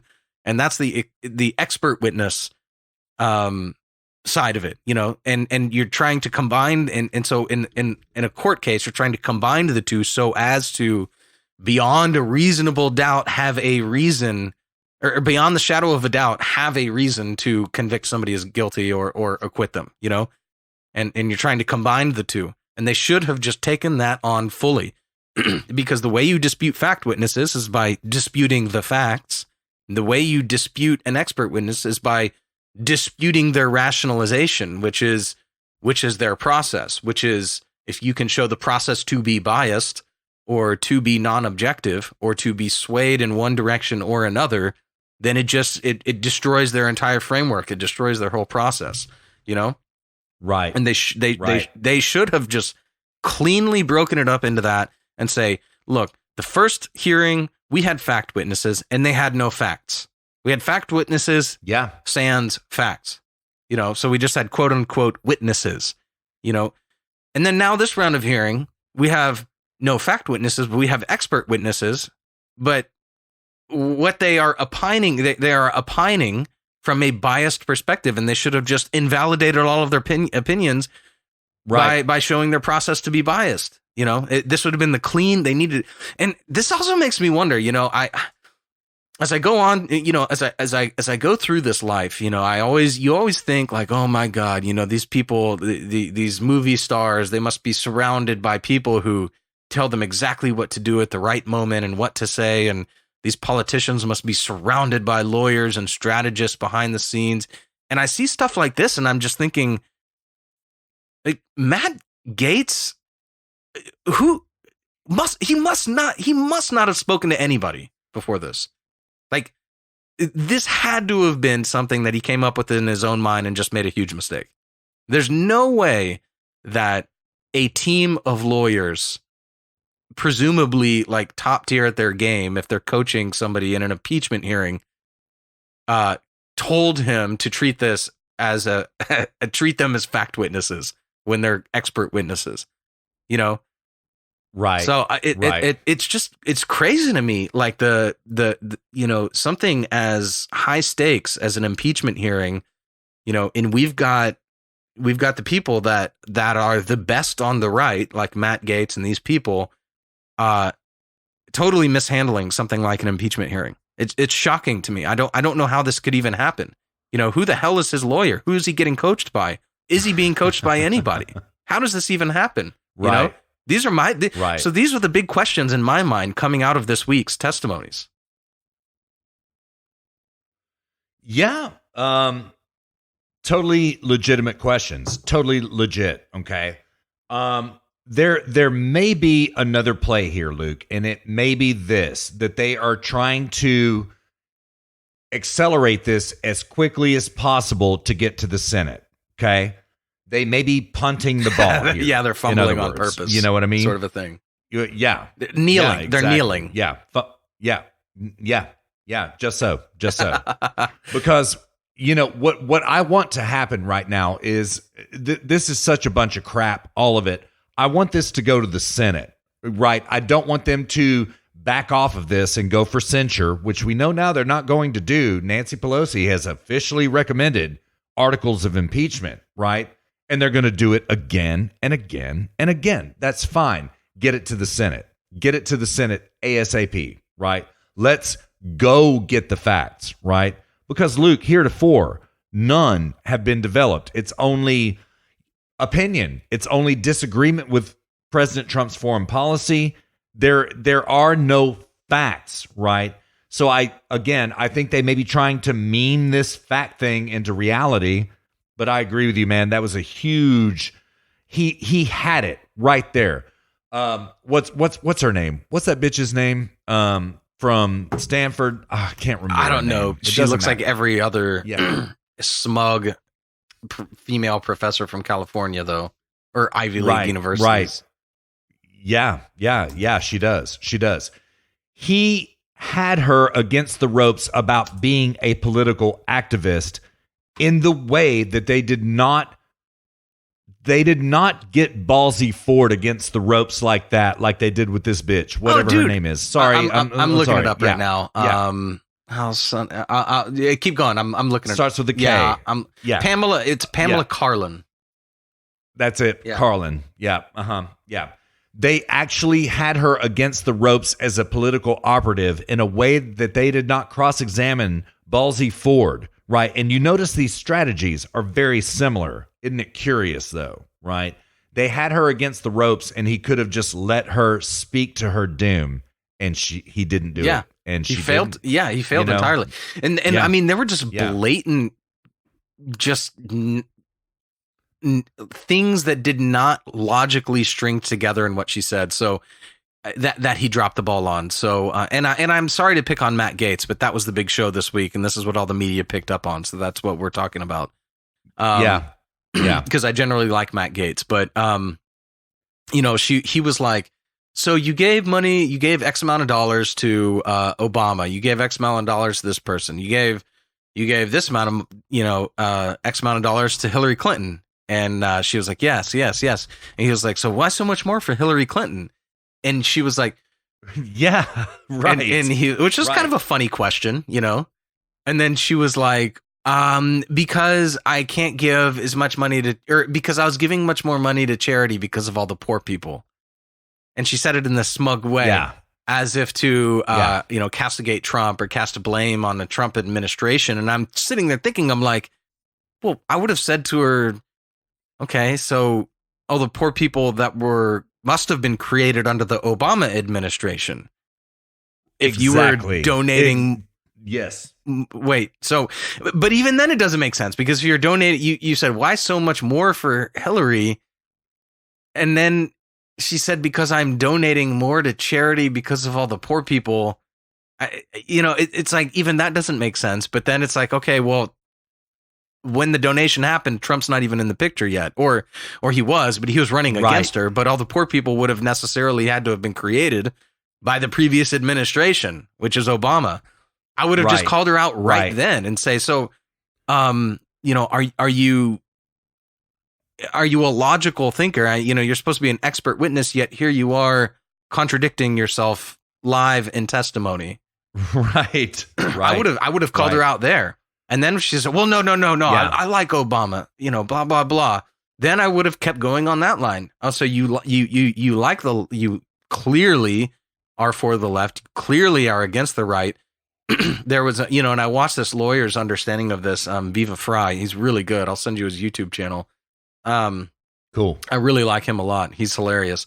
But, something that he brought up, and in fact, he's actually the one that led me down this path. I did a bunch of reading on my own. I'm not pulling this straight out of his video, but I knew something was awry, and he kind of led me down this path of reading about expert witnesses and whatnot.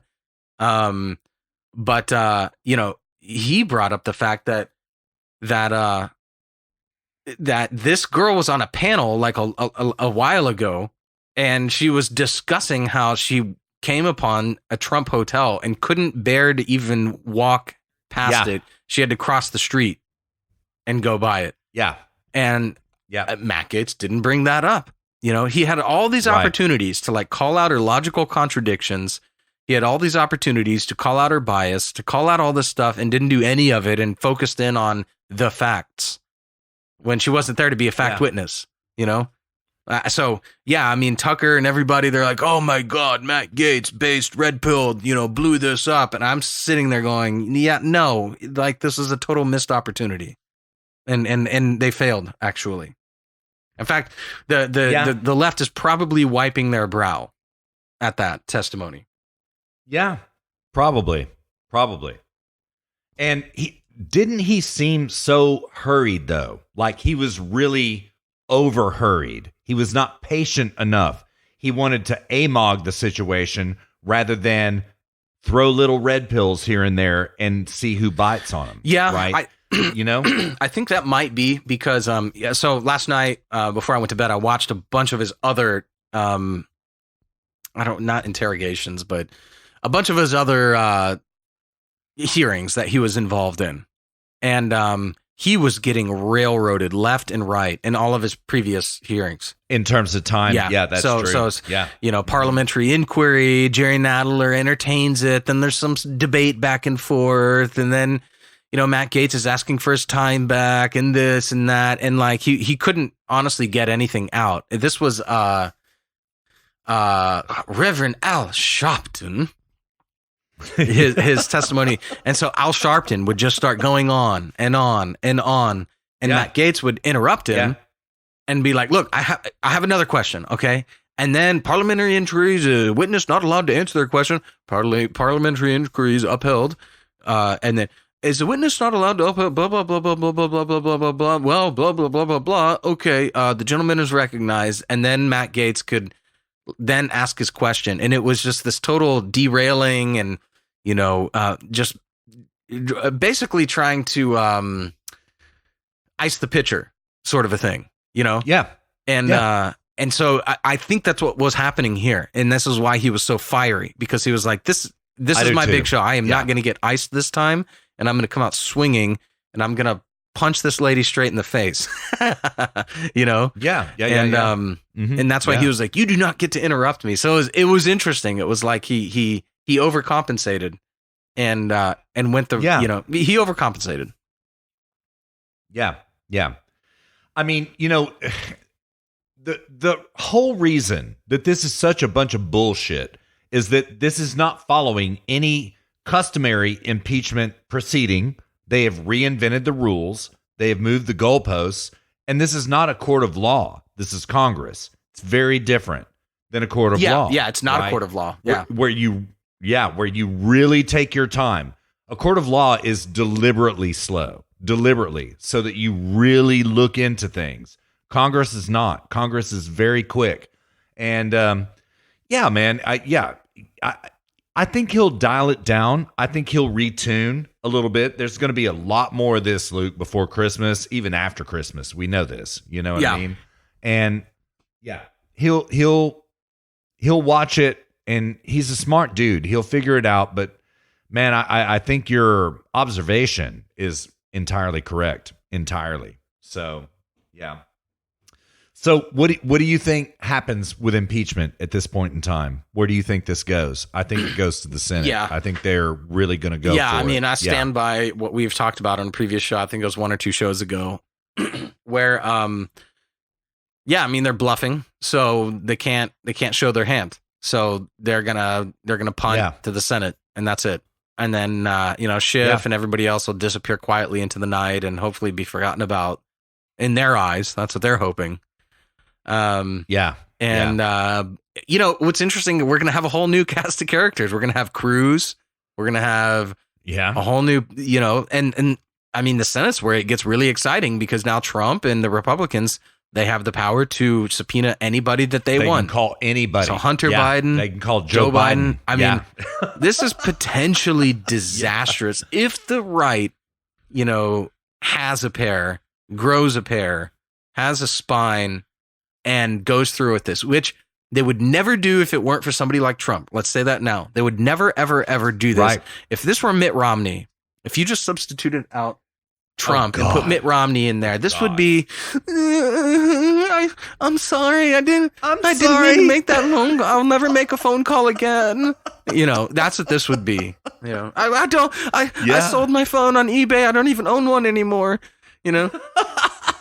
That's what this would be. And I donated the money that I made from the phone to the taxes, to the Fed, and that's what this would be.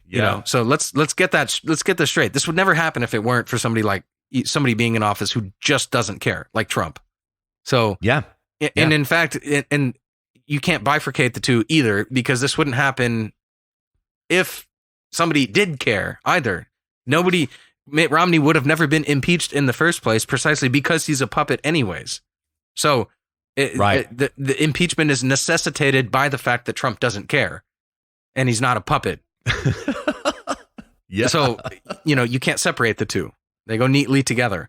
And so, I mean, this would never, so as it goes to the Senate, you've got somebody who doesn't care like Trump, and the Republicans in the Senate need to, cocaine Graham need to get it together and call these people up. Get Hunter Biden on. Yeah. Get Joe Biden up there. Which, by the way, Get Adam Schiff up there. By the way, Joe Biden. Yeah. Get the whistleblower. Yeah. Get the anonymous whistle. Dude, did you see Joe Biden's gaffes this week? Oh God. Yeah, dude. Oh God. Did you see where he nibbled on his wife's finger? Yeah. At the dude. rally. What is up with this, dude? What is up with this? It's so funny, man. It is. And I've got this blonde leg hair, and I love children on my lap, and I've got this blonde leg hair, and I would pull my leg out of the pool, and everybody would wipe my legs down. Dude, it's seriously some of the weirdest things. It's surrealism. It's Dadaism. It's political Dadaism at this point in time. Yeah. It's so funny, man. Joe Biden is... Yeah. I've been laughing all week, dude. He is so funny. He called that guy fatso, you damn liar. Yeah. Listen, fat. Yeah. But like, man, that was a critical moment because this is a Democrat voter who is educated and red-pilled about Joe Biden. He was like, yeah, you're worse than Trump. He called him worse than Trump, right? He's a Democrat saying you are worse than Trump. Oh, my goodness. Oh, my goodness. The dude, absolute state of the left. Yeah, and once you consider like the new poll numbers that came in, the unemployment rate being at an all-time low, 3.5%, or not an all-time low, but because I think in the 1800s, actually, we had a negative unemployment rate, but whatever the case, doesn't matter. Like, I mean... Trump could not be doing better, and the left could not be doing worse. Absolutely. Absolutely, dude. I mean, truly on suicide watch. Yeah, man. You've got black support of Trump polling at 34 to 35% consistently. Okay, dear listener, the drop dead line for the Democrat Party is black support for a Republican going over 12. Let's call it, for the sake of argumentation, let's argue 150% over. Let's say 18%, 34%, 35%, double the death knell. Now, will all of them turn out to vote? And, probably not. Blacks historically vote liberal constantly. But like, that is an alarming poll, right? Job numbers, like Luke just said, 3.9%. Oh my God. 3.9%. No, it's unemployment I think it's 3.5%. Is it 3.5? I thought I saw 3.5. Yeah.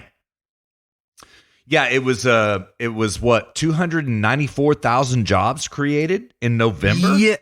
Yeah, but a lot of that has to do with the holiday season. I mean, for sure. But that's historical for November, like qua November, that's historical. But yeah, for sure. But a lot of that, is retail ramping up for the holidays.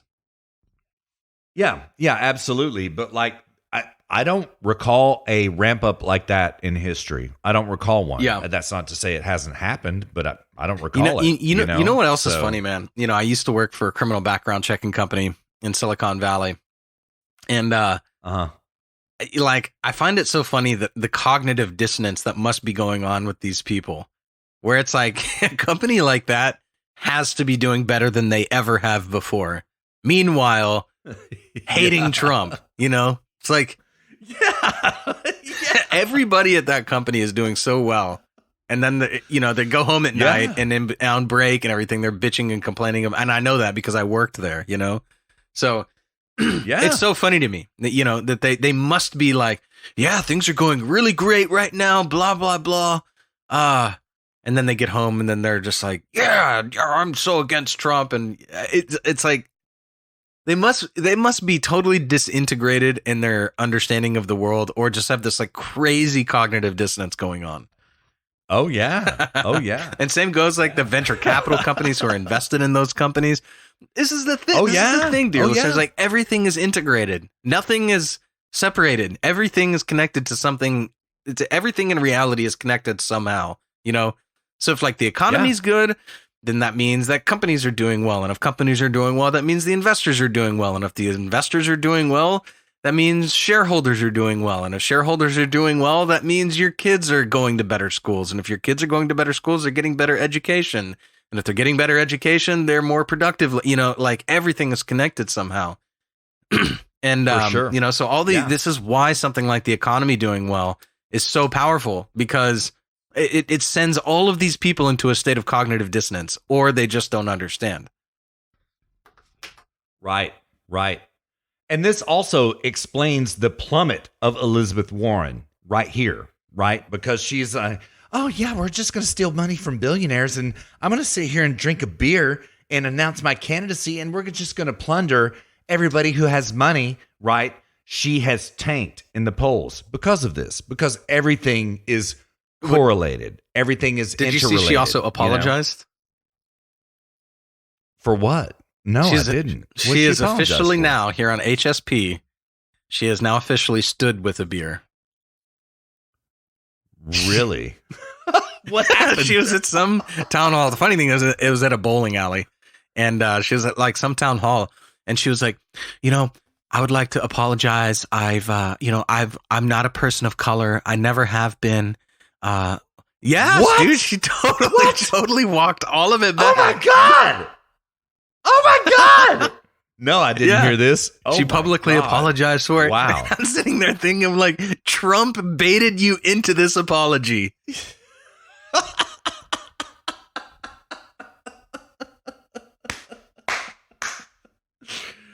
Oh my goodness. Stood with a beer. Stood with a beer, so she is. From henceforth, stood with a beer. Trump won. Oh, Trump my won, goodness. stood with the beer, my 0. goodness. Yeah. Oh my goodness. He baited her into that. And dude, do you remember at the time everyone was like, "Oh, that's so mean. Come on, Trump. You know, just stay off Twitter. You know, don't do that." And Trump's like, you know, here we are today. She's apologizing for lying.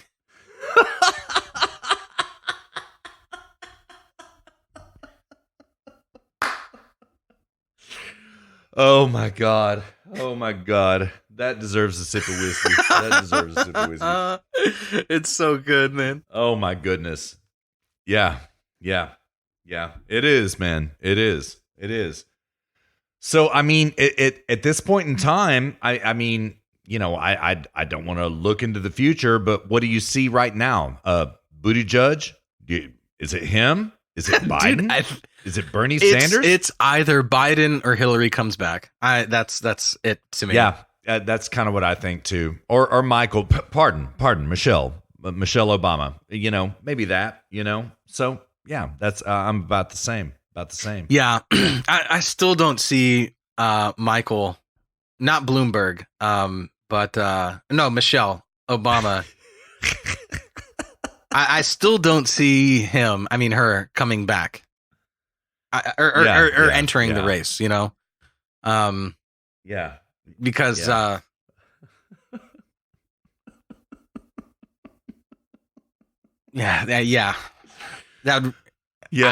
don't see it. I don't know, man. I mean, maybe, but even then, I mean, I don't think she could beat Trump, and none of them can. This is why they're impeaching him. You know. Yeah, they exactly. have nothing, because like the left hasn't moved far enough to the left. I mean, look, the best thing that the left could do if they wanted to beat Trump, the best thing they could do is just go full on board with Bernie. That's it. Just get on the Bernie, you know, get on, just become Bernie bros. Just go full Bernie bro and just say, look, this is who we are now. Things changed. We moved farther left. You know. Get on board or go vote for Trump. You're right. And then they should just go for Bernie, you know? Yeah. And I think that's what will end up happening. I think that in the future, I think that in 2024, you know, I can't imagine a scenario in which the left is actually successful at impeaching Trump. So I would fully expect Trump to be president come 2020. And I would expect that come 2024, then, you know, we are fighting. We're having this conversation about a socialist candidate, you know? I see that on the horizon, and I just expect that to be the case. That in 2024, the left is running just a full on democratic socialist candidate, and Yep. and yeah, I mean that's when that's pretty blackpilling, and that's when things get real, and this is why we need people to. We really need people to have a moral defense of capitalism, have a solid, principled moral defense of freedom, liberty, individual rights, and capitalism. That is, and we need to start now. We don't have time for this. We can't start talking about capitalism in 2024 during the races. We need to start talking about this yesterday. And that's what that's what we're here for. Yeah, you're absolutely right, man. I mean, Cenk 2024 and a Kasparian 2024. He's running for Congress. No, yeah, he's running for a seat out in California. Dang, which seat? Do you know? Let me look it up.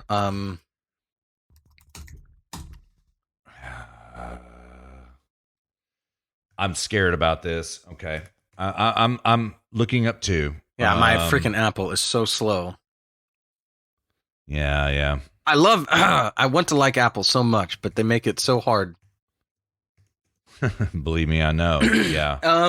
Let's see. 25th District, California, Katy Hills. Katy Hill. Okay. Yeah. Well. What? Oh, that poor gal, man. I'm serious. I mean it. I truly do. I was scared he was going to be running against Issa, but he's not, And so I expect Issa may win again. But like Katy Hill, dude, I just, man, there was a thread on Poll tonight, and I saw her nudes again, and I was just like, God, man, God, God. I'm just glad she's gone. That was OC where she won, wasn't it? 25th? Is that right? Hold on. I'm reading an article right now. Apparently, the LA County Democratic Party has criticized him and denounced him. Yeah, listen. Okay, so this is a really? therap.com. I've never even heard of this website, but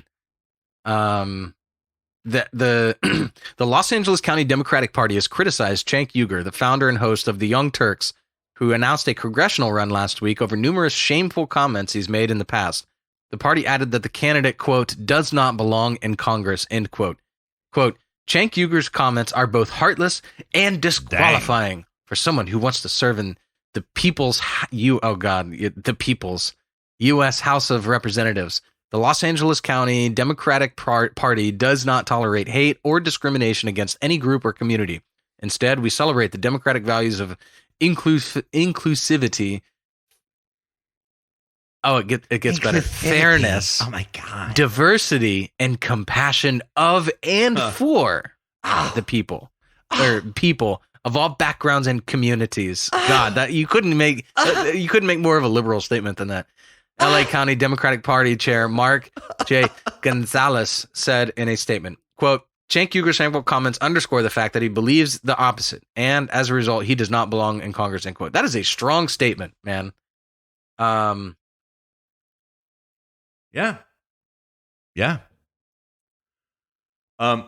Do you know what I just remembered? And I'm looking at it on Ballotpedia right now. Do you know who else is running for that seat? Oh, really? George Papadopoulos is running for that seat. Oh, man. Mm-hmm. Yeah, he is. Yeah. George Papadopoulos versus Cenk Uygur. Yeah, man. Yeah. Yeah, that's something else. That is something else. Yeah. Yeah. And it is called an even district. It is not a D plus or a R plus. It's even. But with George Papadopoulos's name recognition, not to mention what is probably going to come out in the IG report on Monday about how the FISA warrants were illegitimate in the first place against Which George we will Papadopoulos. talk about next week. Yeah. Dang. We'll have a lot to talk about. Yeah, we'll talk about that next week. We're dear listener, we're not getting ahead on this, okay? Everybody, there's been a bunch of leaks, there's been a bunch of all this. Luke and I had Spygate, Ukraine, all of this stuff on the docket. We're waiting for the IG. That's it. We're waiting, right? We're going to wait 48 hours and By the way, the talk about it then. 25th district is actually north of LA. It's Santa Clarita, Lancaster, Palmdale. That whole area. Oh, okay. Man, so Chank lives in LA proper. Like he's West Coast, man. He's like Santa Monica. So he is district jumping.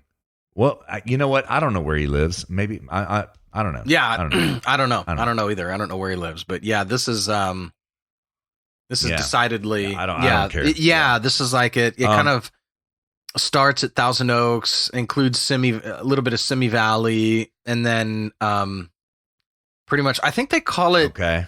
Correct me if I'm wrong, but I think they call it the Grapevine, the highway that goes through the mountains, or that whole mountain range, and then east over into the Central Valley, basically terminating at Lake Los Angeles.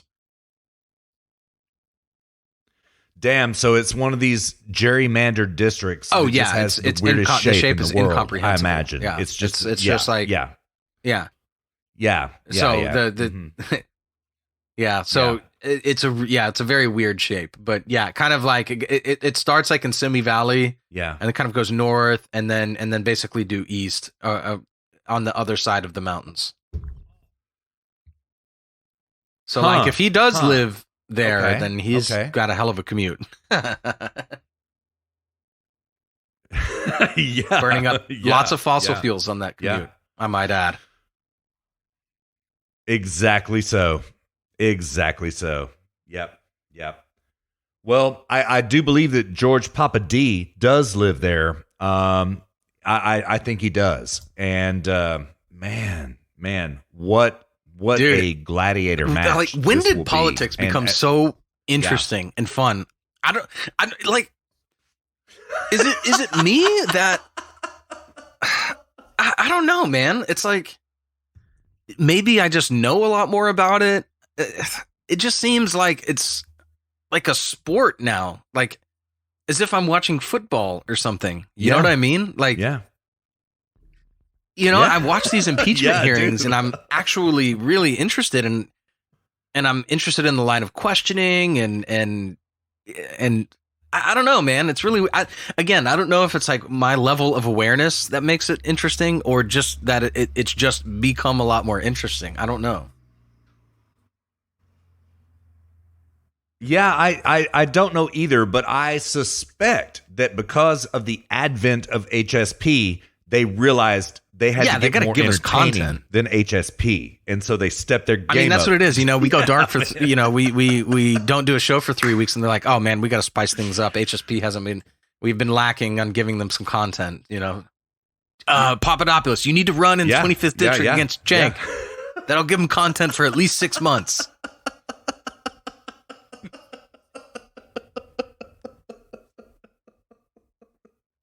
Dude, Papa D is young, man. He's 32. Yeah. Yeah, he is. He's what, 32? Is that right? Yeah. Mm-hmm. Yeah. He's a base. Yeah, man. He was too young to be run against by the FBI, too young to serve in the Trump campaign in the first place. But dude, he's God tier smart, and but he's very, very young. And if he loses this election, you know what? That's far from the end. We've heard from George Papadopoulos. Yeah, far from the end.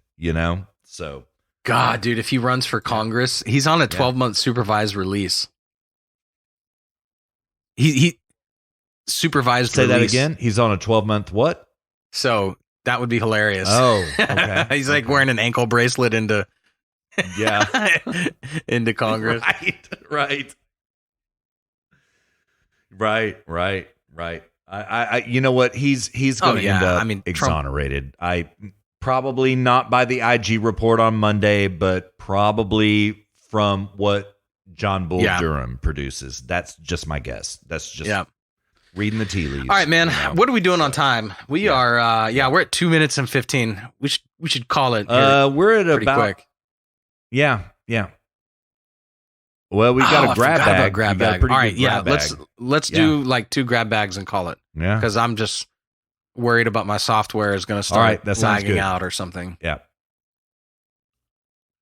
Yeah, and I'm getting drunk and tired. So it's 3:13 in the morning right now in Texas, dear listener, and I'm getting fuzzy, getting a little bit fuzzy.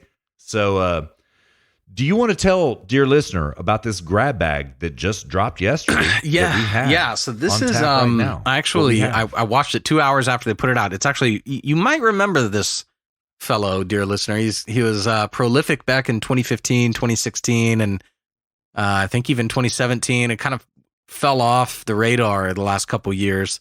Milo Yiannopoulos. Now I think he is under freespeech.tv, which is run by Gavin McInnes. So I think he's kind of working for Gavin McInnes now. Somehow. Yeah. He mentioned something Dang, about I that in didn't this know that. interview. So I was like, Huh. oh, I guess he's working. He said the boss wanted me to ask this or something like that. Talking about Gavin. So I think he's actually working for Gavin McInnes now, which actually is, I think, a good duo, because I think, though I don't agree with both of them ideologically on everything, I think they're both just hilarious. I think Gavin McInnes is one of the funniest people in the idea sphere. I think he's hilarious. Even though I think a lot of what he says is not right or not correct, I should say. But I think I just his complete lack of concern about what other people think. Like he was talking about having like threesomes, except like 2 guys on a girl the Joe Rogan show. Yeah. And Joe Rogan like asked him what he was like, so like, do you, when you're, both doing a girl at the same time, do you accidentally touch each other somehow? And Gavin McInnes was like, it's sort of like, you're 2 mobsters out there burying a body and your shovels clink, you're just doing work. Yeah, I was like, dude. Oh my god. Yeah. Oh god, Yeah. that's I was like, terrifying. so that's man. like, so that's Gavin terrifying. McInnes, and then and then Milo. Everybody should know about Milo, but yeah. Anyway, so he had on the Yeah. founder of the Griper Revolution, I guess you could say, Nick Fuentes, who oh god. We've talked about Nick Fuentes in the past, but I've been thinking a lot lately about these arguments that have been levied against Charlie Kirk. Now, what I didn't know, Russ, is that Milo, like Nick Fuentes, is avidly against Charlie Kirk. And yeah, I just found that out today. which I had no as a matter idea. of So fact. we've got a I just huge found that out. fissure Yeah. on the right. You've got the Charlie Kirks, the Candace Yeah. Owens, these Yeah. types.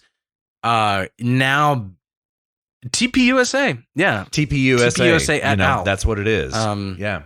Battling against the Milos, the Gavin McInneses, the Nick Fuenteses, and it's just really, really interesting. And some of the stuff that Milo talks about TPUSA, their donorship just drying up as a result of the Groyper Revolution.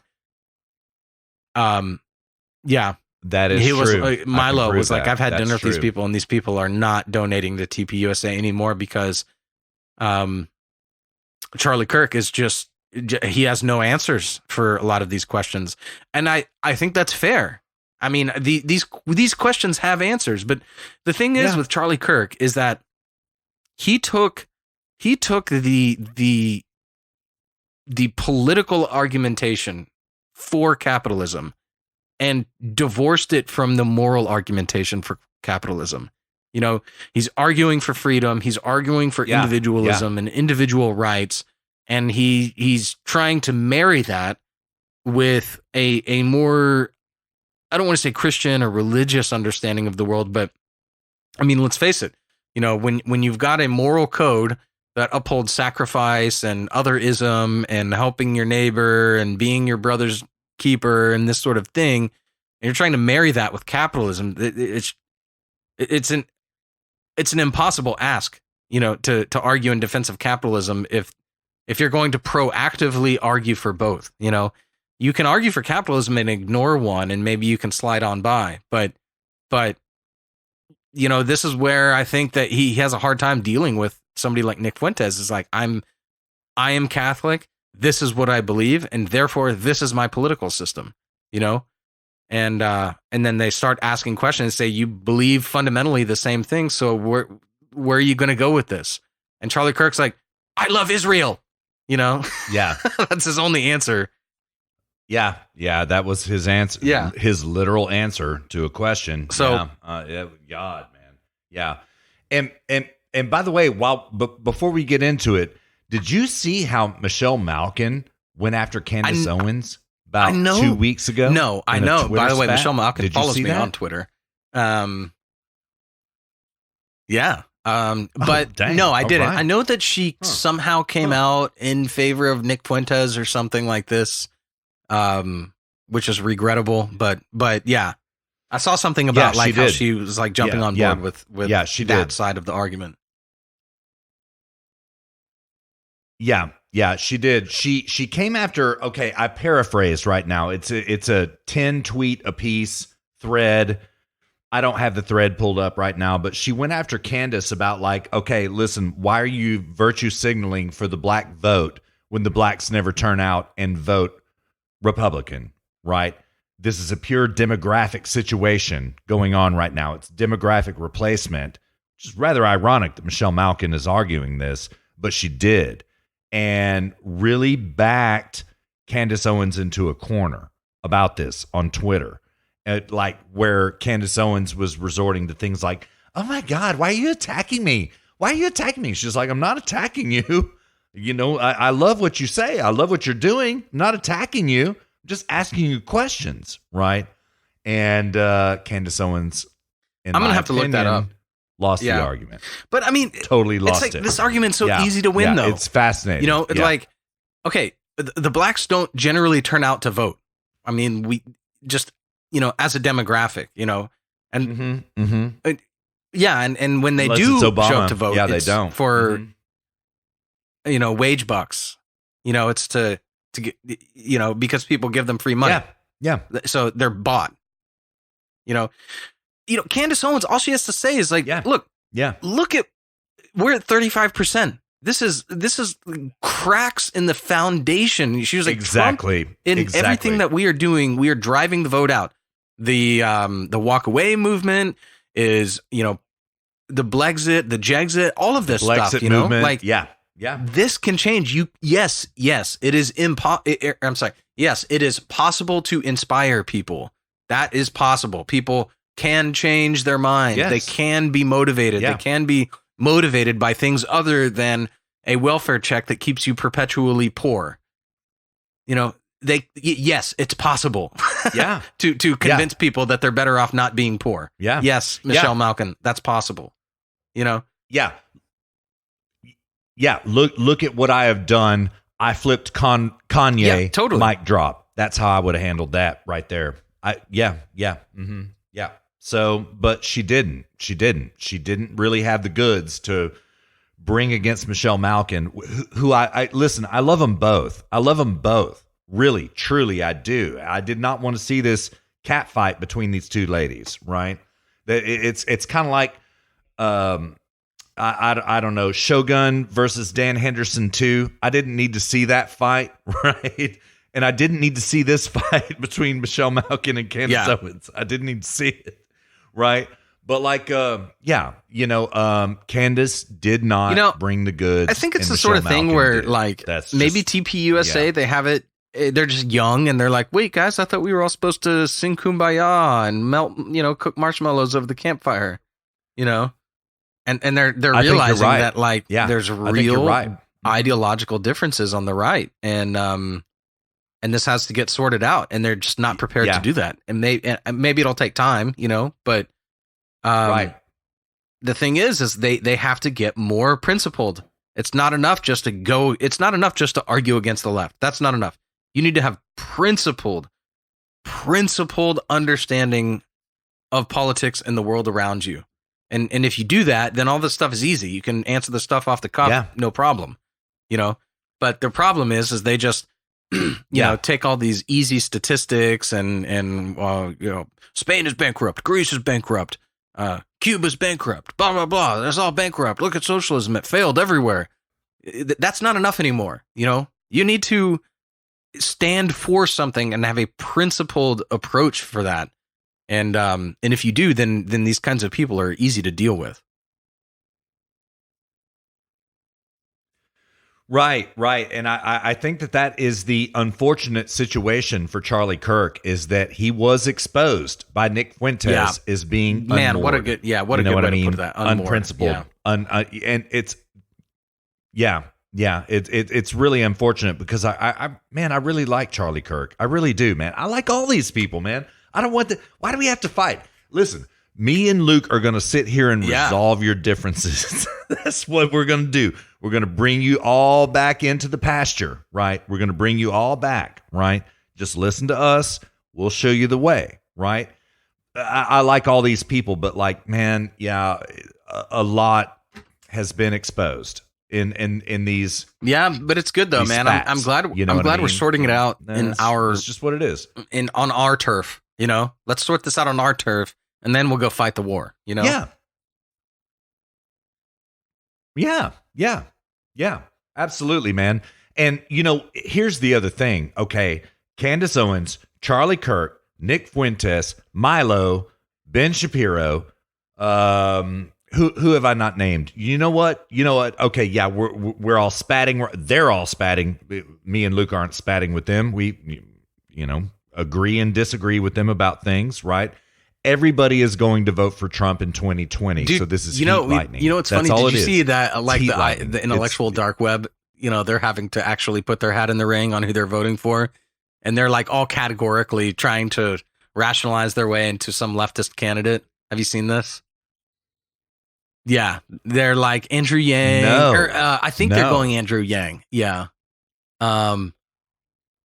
No, like Eric Weinstein, like Bill Kristol, Brett Weinstein, these people like types. that. Yeah. Oh, okay. Yeah. Okay. Huh. Yang Gang. We Yang Gang. I think it's so Yang's funny, gonna man. win. Yang's gonna win. So it's like Yang is like people. When I see people on Twitter like Yang Gang supporting Yang, I just like want to, I just kind of want to like pat them on the head and say, yeah, that's cute. Yeah. Did you see this shit with him spraying whipped cream into his disciples' mouths this past week? What is up with these leftist candidates, man? God, it's just weird. The creepiest lot of people, like dude. Politicians. I don't know. Yeah. I'm waiting for, stood with the beer to, whip out one of her breasts and have somebody sign it or something, you know? Oh, God, perish the thought. Oh, no. No. But yeah. She'd probably do it for votes. Pretty much. Would she not? I mean, these whores. Super. Yeah, absolutely. Yeah. These whores Super delegates will do anything only. for a vote. Yeah. Yeah. Get to sign my boob. Yeah. Yeah. And I'll drink a beer while you do it. And you have to be in the Instagram story. Oh, God. Yeah. Yeah. Oh, my goodness. Excuse me, dear listener. Sorry about that. All right, let's do this. Let's do these two drops in GTFO. What do you say? All right. So it's an hour long. Let's Where jump do you want to jump like, to okay, in the so time I frame? watched a bunch of it last night. I probably watched like the first 30 minutes and like Nick, I mean, okay. Milo, dude, he, for all of his ideological shortcomings, I mean, the guy is talented. And so he's just going on, for he is. Yeah. I mean, Nick Fuentes almost doesn't get a word out in the first like 25 minutes. That's what I watched. So let's go to like minute 30. Hopefully there's more dialogue. Okay. Yeah. Minute 30. All right. That sounds good. I'm at 30 minutes and 5 seconds coming at you. That I do, they all act like it. For example, I grew up on liberals certainly do. Oh, well, and conservatives too. I think everybody does. Right. When you, for example, I'm from the suburbs of Chicago. Nobody goes to the south side of Chicago because they know who's there and what they're doing and what they're about. And you know, Smollett. That's right. When he wants to get it's Trump supporters. When he wants to get himself into trouble. One of the guys he was having sex with, and the other one he was buying drugs from, and only some of that has started to sneak out in the court filings, and a lot of it's under seal. But it is much, much worse than anyone knows. Yeah. Okay. Dang. Okay. Did Milo just say that Jussie Smollett was having sex with one of his attackers? Yeah, that's what I just and heard. buying drugs from I the didn't other, know that. and it's coming out. Dang. I didn't either. Yeah, let's do it. Okay. All right. I'm going to go on, man. You ready? All right. Now look, Nicholas Wade, one of the most revered liberal science journalists in the world, former New York Times science correspondent, published in 2014 his book, A Troublesome Inheritance, which said that in a statistical sense, race is indeed real, right? It's not a social construct like the left likes to say. And he also said, going further, and very daringly for a liberal, he said that there may be some genetic basis for different behaviors among people. And this might explain different outcomes in different countries. Now, that seems to be pretty much your position. And this is the New York Times science correspondent publishing this in a major book, which doesn't appear to have killed his career. So how do you explain how upset people get about you saying the same thing? Well, I think even today they would get upset at some liberals saying it. I think we know that. It's just a few years ago, though. Oh, really? Okay. Well, I'm sure they're upset about him for that, right? Well, he doesn't work at the New York Times anymore. There you go. So I would say that anytime a right-wing person, really anybody at all, talks about the reality of race and maybe the consequences it has for politics, particularly from a right-wing perspective, people start to freak out. You know, I think we saw there were some articles this past week. There was one from the LA Times, I remember, one from the Washington Post that has made the rounds. We have the Washington Post one finally admitting what Ben Shapiro and Charlie Kirk won't. This is from the Washington Post this week. The NRA is going to fail. And why?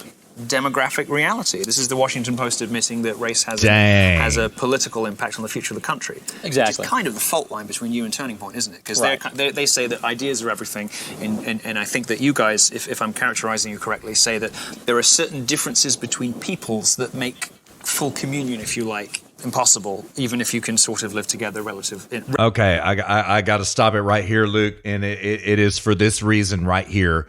This is what we're seeing in Virginia right now. Laura Ingraham called it out, and she got called a racist for saying it. She did. She got called a white nationalist, which she has children of color that she's adopted from Guatemala. She is not a white nationalist or a racist. She is calling out demographic replacement in the state of Virginia after that election. Hence, because of this, because people of color tend to vote left, rather, let me be more specific. Imported people of color tend to vote left. Now we have this situation in Virginia where they're going for full-on gun confiscation, right? And that is the reason Virginia was a red state. It is now, it has now imported so many foreign nationals of color. Yeah, but that it is solidly even if it were blue. foreign nationals white, it would be even more blue because they're even more left. So, because they would be Europeans. You know, Europeans are more left left than Mexicans are. And they're more left than African. I mean, Mexicans, they don't even know enough about politics to have an opinion. You know? So, like, you know, again, it is about ideas. You know, okay, maybe there's some hardware differences between, you know, genetic lineages and things like this. We'll put it that way, right? You know, if ideas are the software, then what's wired inside of you is the hardware in terms of what you think and how you behave. And like, yeah, maybe there's some differences there, you know.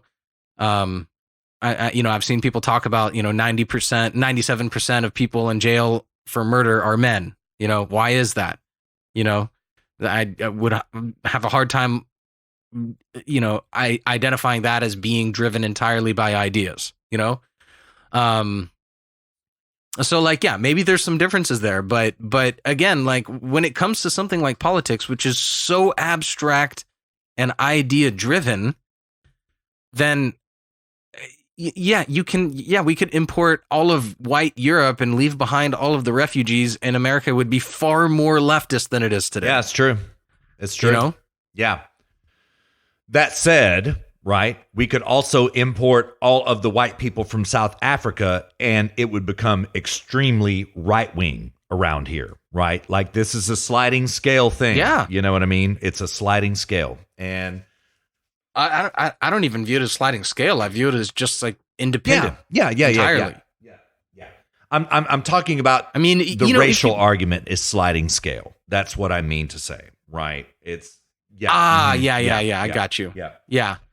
But I mean, if we bring a bunch of people in from other countries and we promise them the world and we apologize for how evil we are, of course they are going to have contempt for us.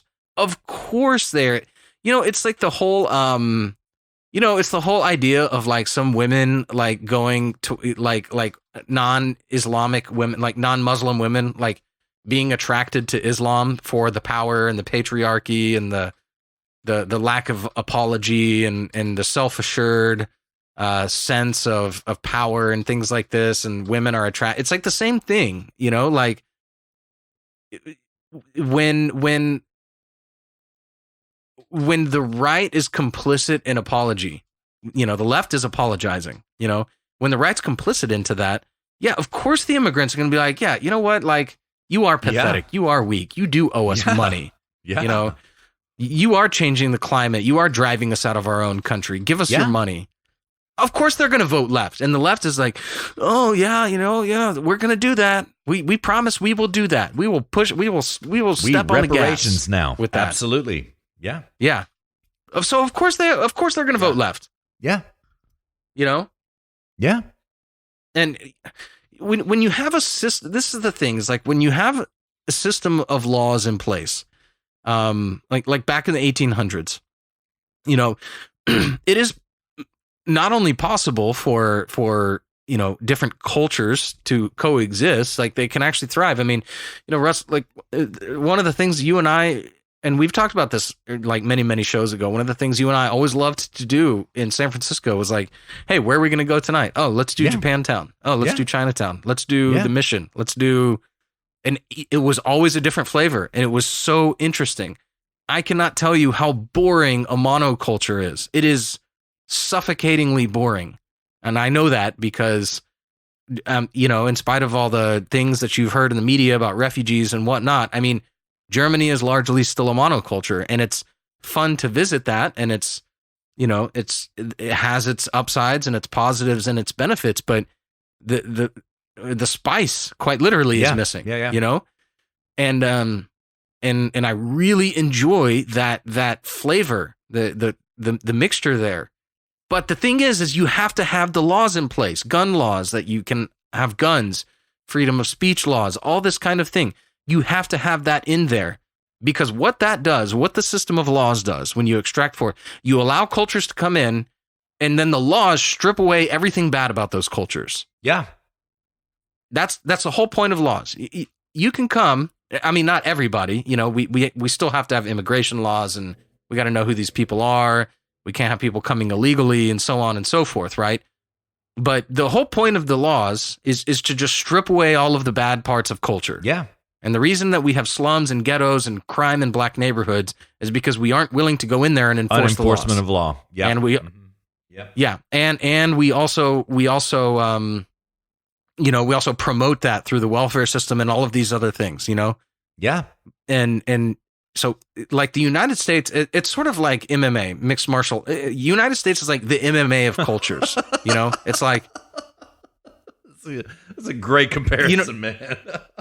You know what I mean? You've got like Brazilian jiu-jitsu, you've got Muay Thai, you've got wrestling, you've got boxing, you've got all these things, and then there's rules in place to make sure nobody kills each other, or no, and then you say, okay, take all of, and like the best fighter is the one who took the best of all of them. That's the US.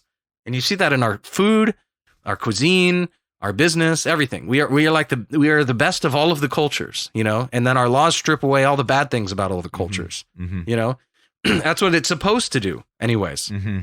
But the left is eroding at that, and they're allowing bad parts of cultures to rise, and then they're not doing anything about it. And then not only are they not doing anything about it, they're apologizing for, they're ascribing guilt upon the pre-existing culture for having caused that, and then apologizing for it.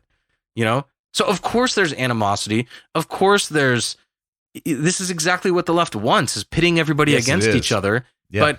But they don't want that out there. So this is why anytime anybody on the right points that out, and the worst thing that they can do is what Nick Fuentes is doing, which is like, not only pointing it out, but jumping on board. That's the worst thing that is why the left comes down so hard on people like the alt-right, because they're not just pointing it out and disagreeing, they're agreeing with them. And that's the worst thing that can happen. So this is why they go so crazy over the alt-right and these race-based argumentation and everything, because they're just agreeing with all the premises. Yeah. So, I mean, when you're dealing with something abstract like culture and politics, yes, like things are largely idea driven, you know, and you know, when we talk about things that are like murder rates being predominantly men, I view that as a non-essential fact about reality. Okay, what do you mean? What do you mean? So, it's a fact about reality, which the laws are supposed to deal with, and then we can continue about our day. Okay. So, I you know, when I hear these people talk about this stuff, I'm like, okay, that's great, but that's why we have laws. If 97% of the people in jail for murder are black or Latino or white or European or whatever, I don't care. I just want to make sure 100% of the people who committed murder are in jail. Yeah. Whoever those people are, I don't care. Yeah. That's a non-essential fact. The essential fact is that murderers are in jail. The non-essential fact is who they are and what color they are and what gender they are and this and that. That's all non-essential to me. I don't care. I care about the fact that they're all in jail. And I mean, if you've got a pair and you're willing to stand up for that and you're willing to put all those people in jail, other people will look around and go, yeah, I don't want to go in jail. Yeah, right.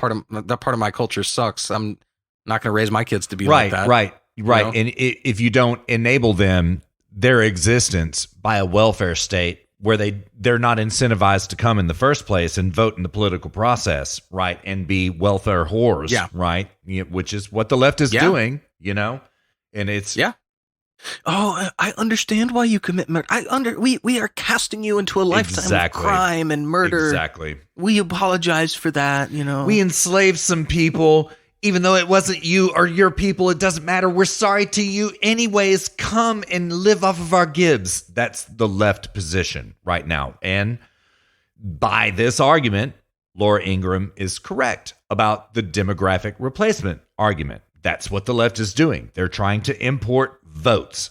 And dude, you know what I just realized is that they are deliberately apologizing and deliberately genuflecting to all of these people of color from all over the world and trying to throw open the borders to dilute the vote, the American vote. That's what they're doing. They're doing it deliberately. Yeah, it's vote. Yeah, it's vote inflation. It's vote hyperinflation. That's what mass immigration is. Yeah. Disgusting. Well, do you want to do one more and call it? Yeah. I'm at 45. How does that sound? Sure, man. Let's do it. All right, coming at you. Meaner That's than good. I like You claim tough. to be ordinary Trump supporters, but accuse Charlie Kirk of being fake conservatives because he's not anti-gay, he's not anti-illegal immigration, and he supports Israel. How do you square that with being a Trump supporter when Trump would also, according to your criteria, qualify as a fake conservative? That's a great question. That is a great It is question. a great question, isn't it? And it's true because... He does look smart enough to come up with stuff like that. I think this is pre-prepared. I mean, look, I'm looking at the timestamps, and they've been texted across the course of the show as though it were real. So maybe there's someone smart sitting there. Well, we do vehemently disagree with the president on Israel and on the issue of, I think he waved a gay pride flag at one of his rallies and something like this. And I would say that the spirit of MAGA and America First is with us. And I know that might sound like a corny thing to say, but And the kind of things that Trump is tapping into, the idea of nationalism, the idea of, I think, implicit white identity, I think these are things that are hard to ignore. And what we want to do with Donald Trump is not exactly to emulate the areas where I think he falls short. We want to build upon the things that he changed for the better. So, of course, everybody, I think, in our movement voted for Donald Trump. In my case, I campaigned for Donald Trump and everything else. But we want to take what Donald Trump did and build upon it and take it a step further, because I think he was something necessary, but maybe insufficient ultimately.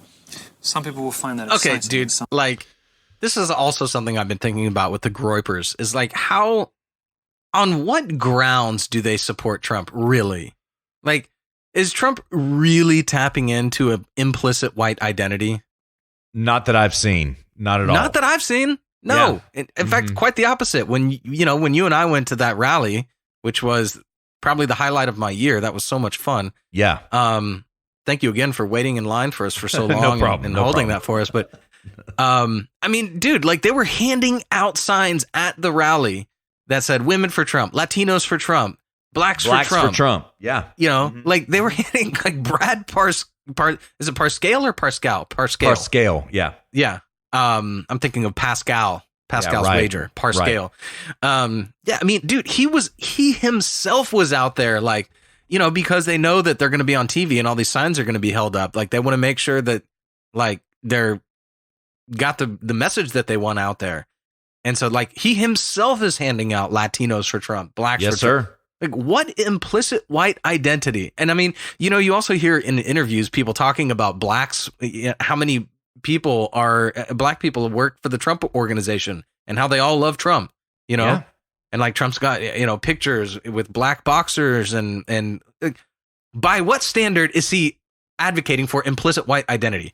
Yeah. What this is an example of somebody like Nick Fuentes projecting his worldview onto something, and then rationalizing his way into supporting it by saying we want to build on what he's done good. And I mean, what he's done good is good for a lot of people, other like white people, but also everybody. That's what he's done good for, and that's a good thing. Yeah. So, dude, Nick Fuentes is just a cucked form of the alt-right. That's all it is. Yeah, pretty much, man. And his swallowing is disgusting. And I know, I saw that. I noticed that too. Yeah, in fact, when I was watching this last disgusting. night, I was like, Russ is going to be so triggered because I know how much you hate that. I do, man. I do. But like, if there's, to argue against Nick Fuentes, I would say this: the one thing that I have kind of missed from Trump right now, okay? He's like, oh yeah, man, black unemployment, all-time low. Hispanic unemployment, all-time low. Woman unemployment, all-time low. Asian unemployment, all-time low. All of this is true. I kind of want Trump to come out and say, okay, you know what? It's white people that are dying in the opioid epidemic right now. We're going to do this for white people. We're going to go out and save this for white people. And he's never done that. He's never advocated anything for white people. Quite contrary to what Nick Fuentes argues, right? Dude, that's a good point. I hadn't even thought about that. Yeah. Mm-hmm. Yeah. And Trump has never done that. He has never done that. And it is almost exclusively white people who are being wiped out by the opioid epidemic. And Trump has never said anything about it in terms of race. Well, Nick Fuentes, he would go, well, that's why I said implicit. Yeah, right. Exactly. Exactly. He had to say implicit precisely because Trump never has. Right. Exactly. Exactly. So, yeah. So, yeah, man. Yeah.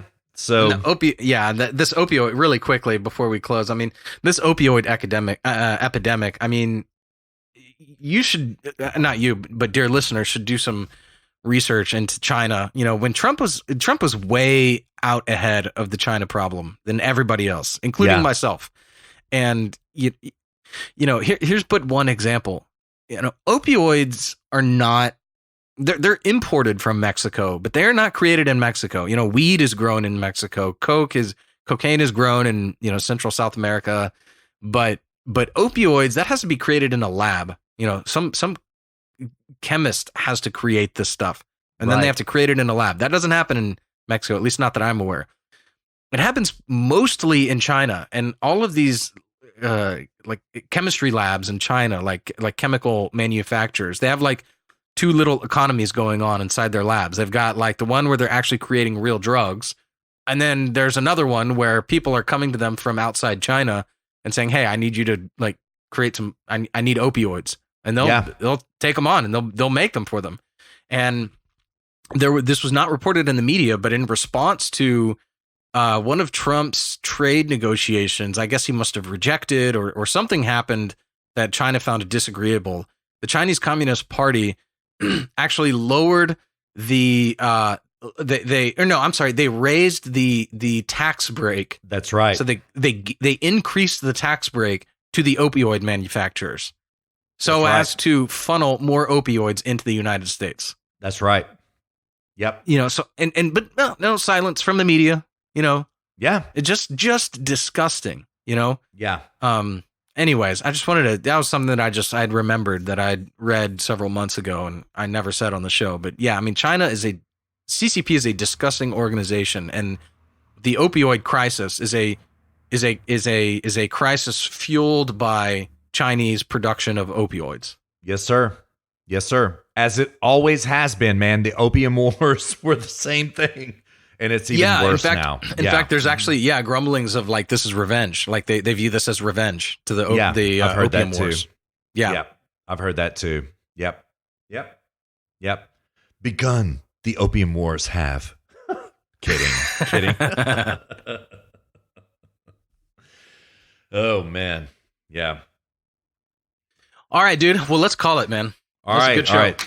Yeah, it was, man. I had a good time. Back in the saddle once again, man. Once again, great show. Indeed. Yeah.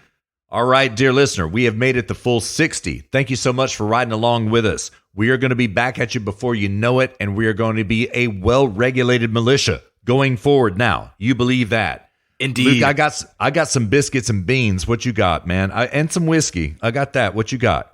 Well, it's morning over here, so I think maybe some biscuits and gravy. All right. Probably fry up a couple of eggs in the cast iron skillet. Maybe throw a little bit of bacon in there. Yeah. All right, dear listener, we're set. We're going to pitch camp right now. We're going to kick it. We're going to take the boots off. We're going to get rid of our saddle sores. And we're going to enjoy each other's company. Thank you so much for riding along with us, Luke. Great show, brother. Likewise, dude. All right. I'll be back at you this week for sure, man. We'll be in touch. All right, sounds good. All right, take care, man. All right, peace.